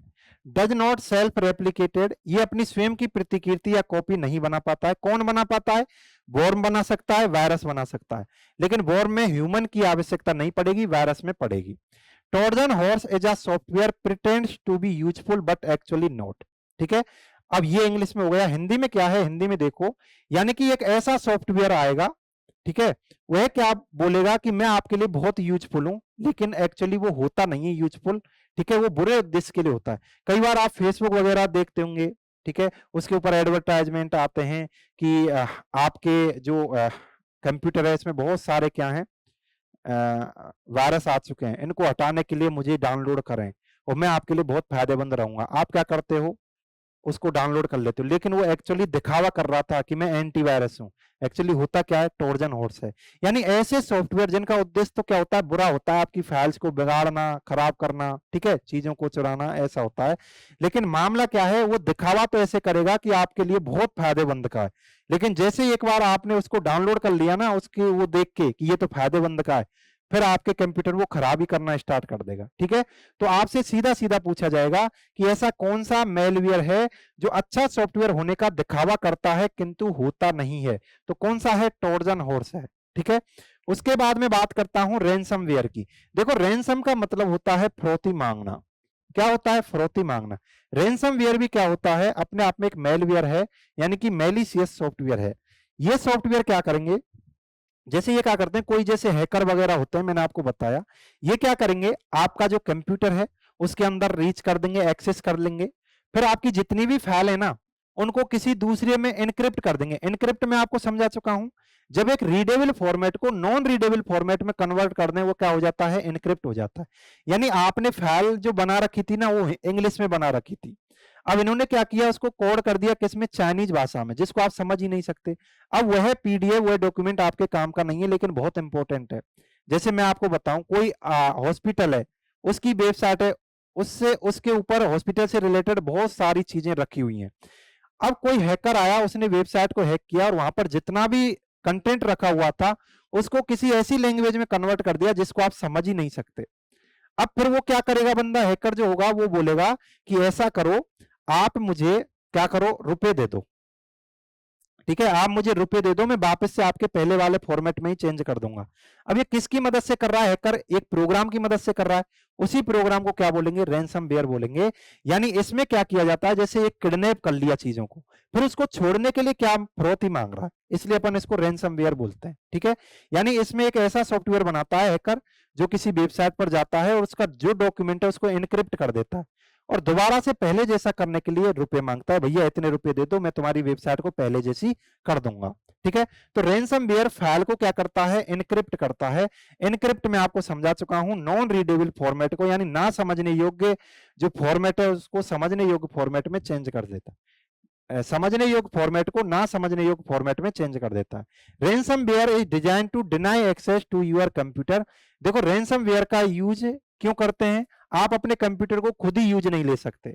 ठीक है, इसलिए तो करते हैं, कोई दूसरे बंदे ने फाइल एनक्रिप्ट कर दी, अब क्या करोगे, कंप्यूटर का यूज लेते रहो, जो वीडियो थी वो वीडियो ही नहीं मिल रही, उसकी जगह पे कुछ और ही मिल रहा है, पूरा डेटा ही चेंज हो गया। तो ये चीजें होती हैं। अब इसके एग्जाम्पल आपको याद रखने हैं। ये जो क्वेश्चन है, ये दोनों क्वेश्चन, ये जो क्वेश्चन है आपका पहले ऊपर वाला, ये आपके एसएससी सीजीएल में पूछ लिया गया है कि क्रिप्टो लॉकर क्या होता है, रैनसमवेयर।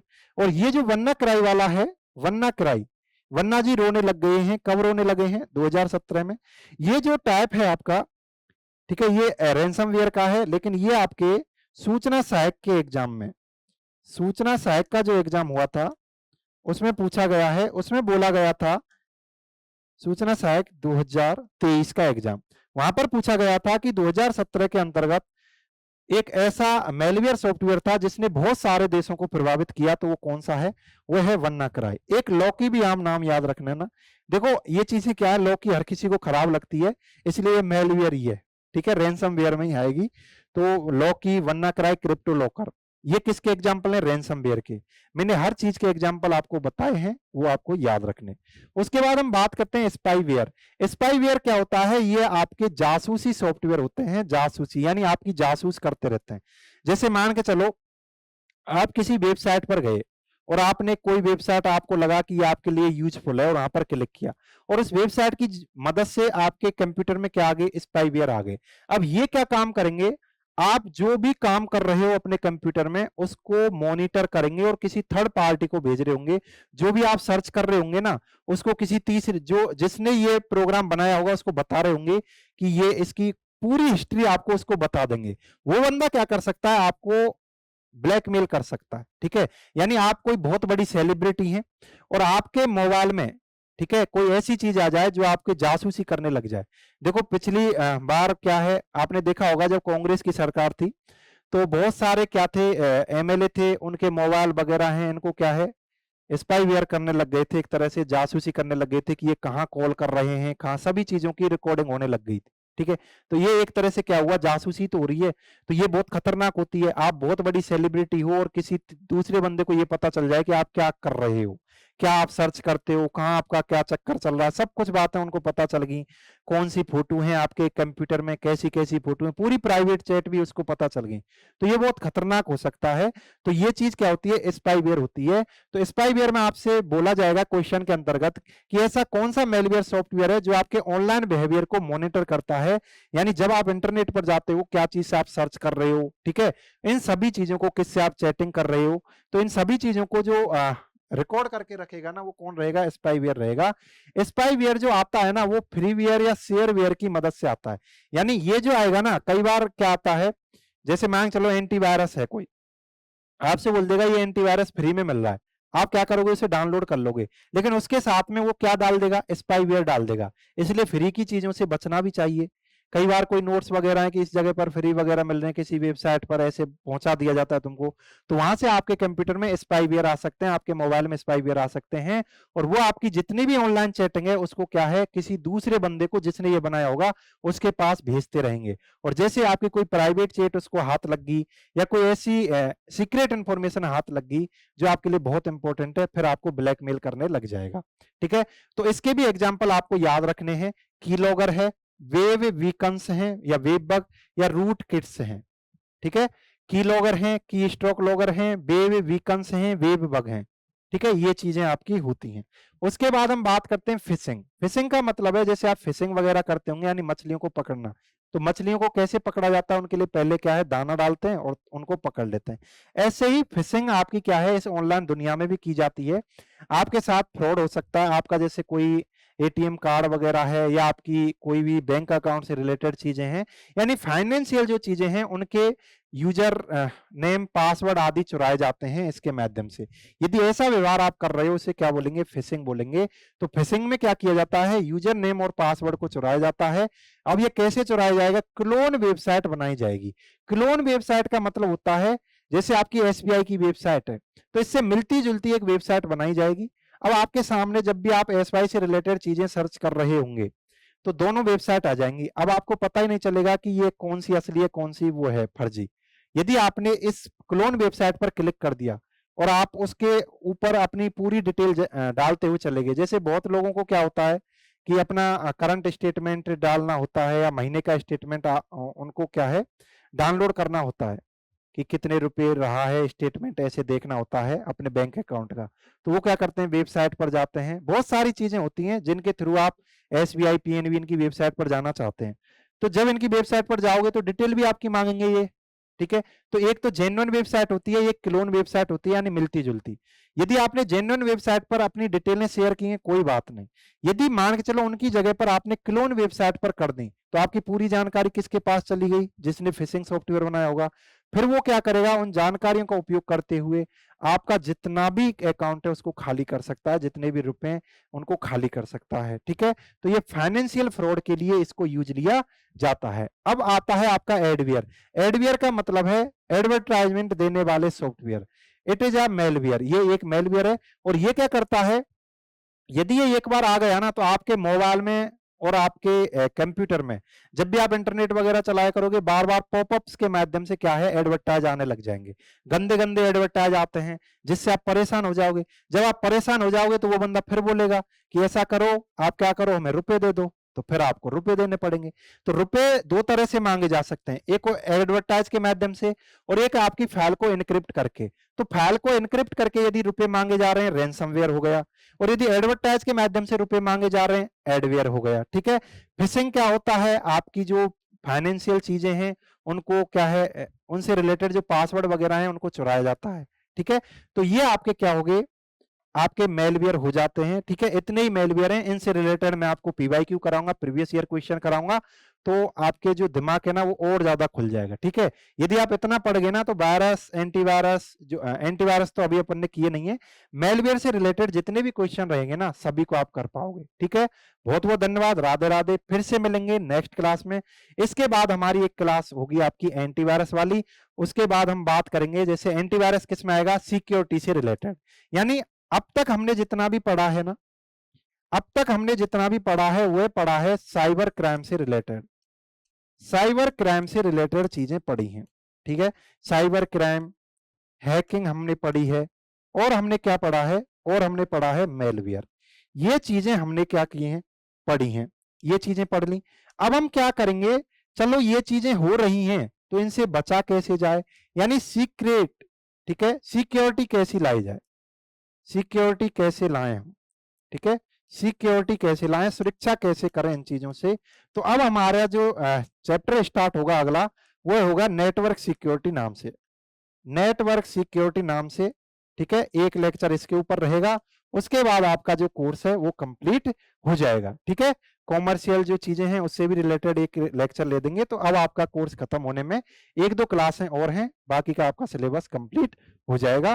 तो फिर हम अपन क्या करते रहेंगे, हमारी निरंतर क्लासेस चल रही हैं, पीवाईक्यू भी चल रहे हैं, उनके वीडियो सॉल्यूशन भी आ रहे हैं, और आपके टेस्ट भी चलते रहेंगे, ठीक है। बहुत बहुत धन्यवाद, राधे राधे, फिर से मिलते हैं नेक्स्ट वीडियो के साथ।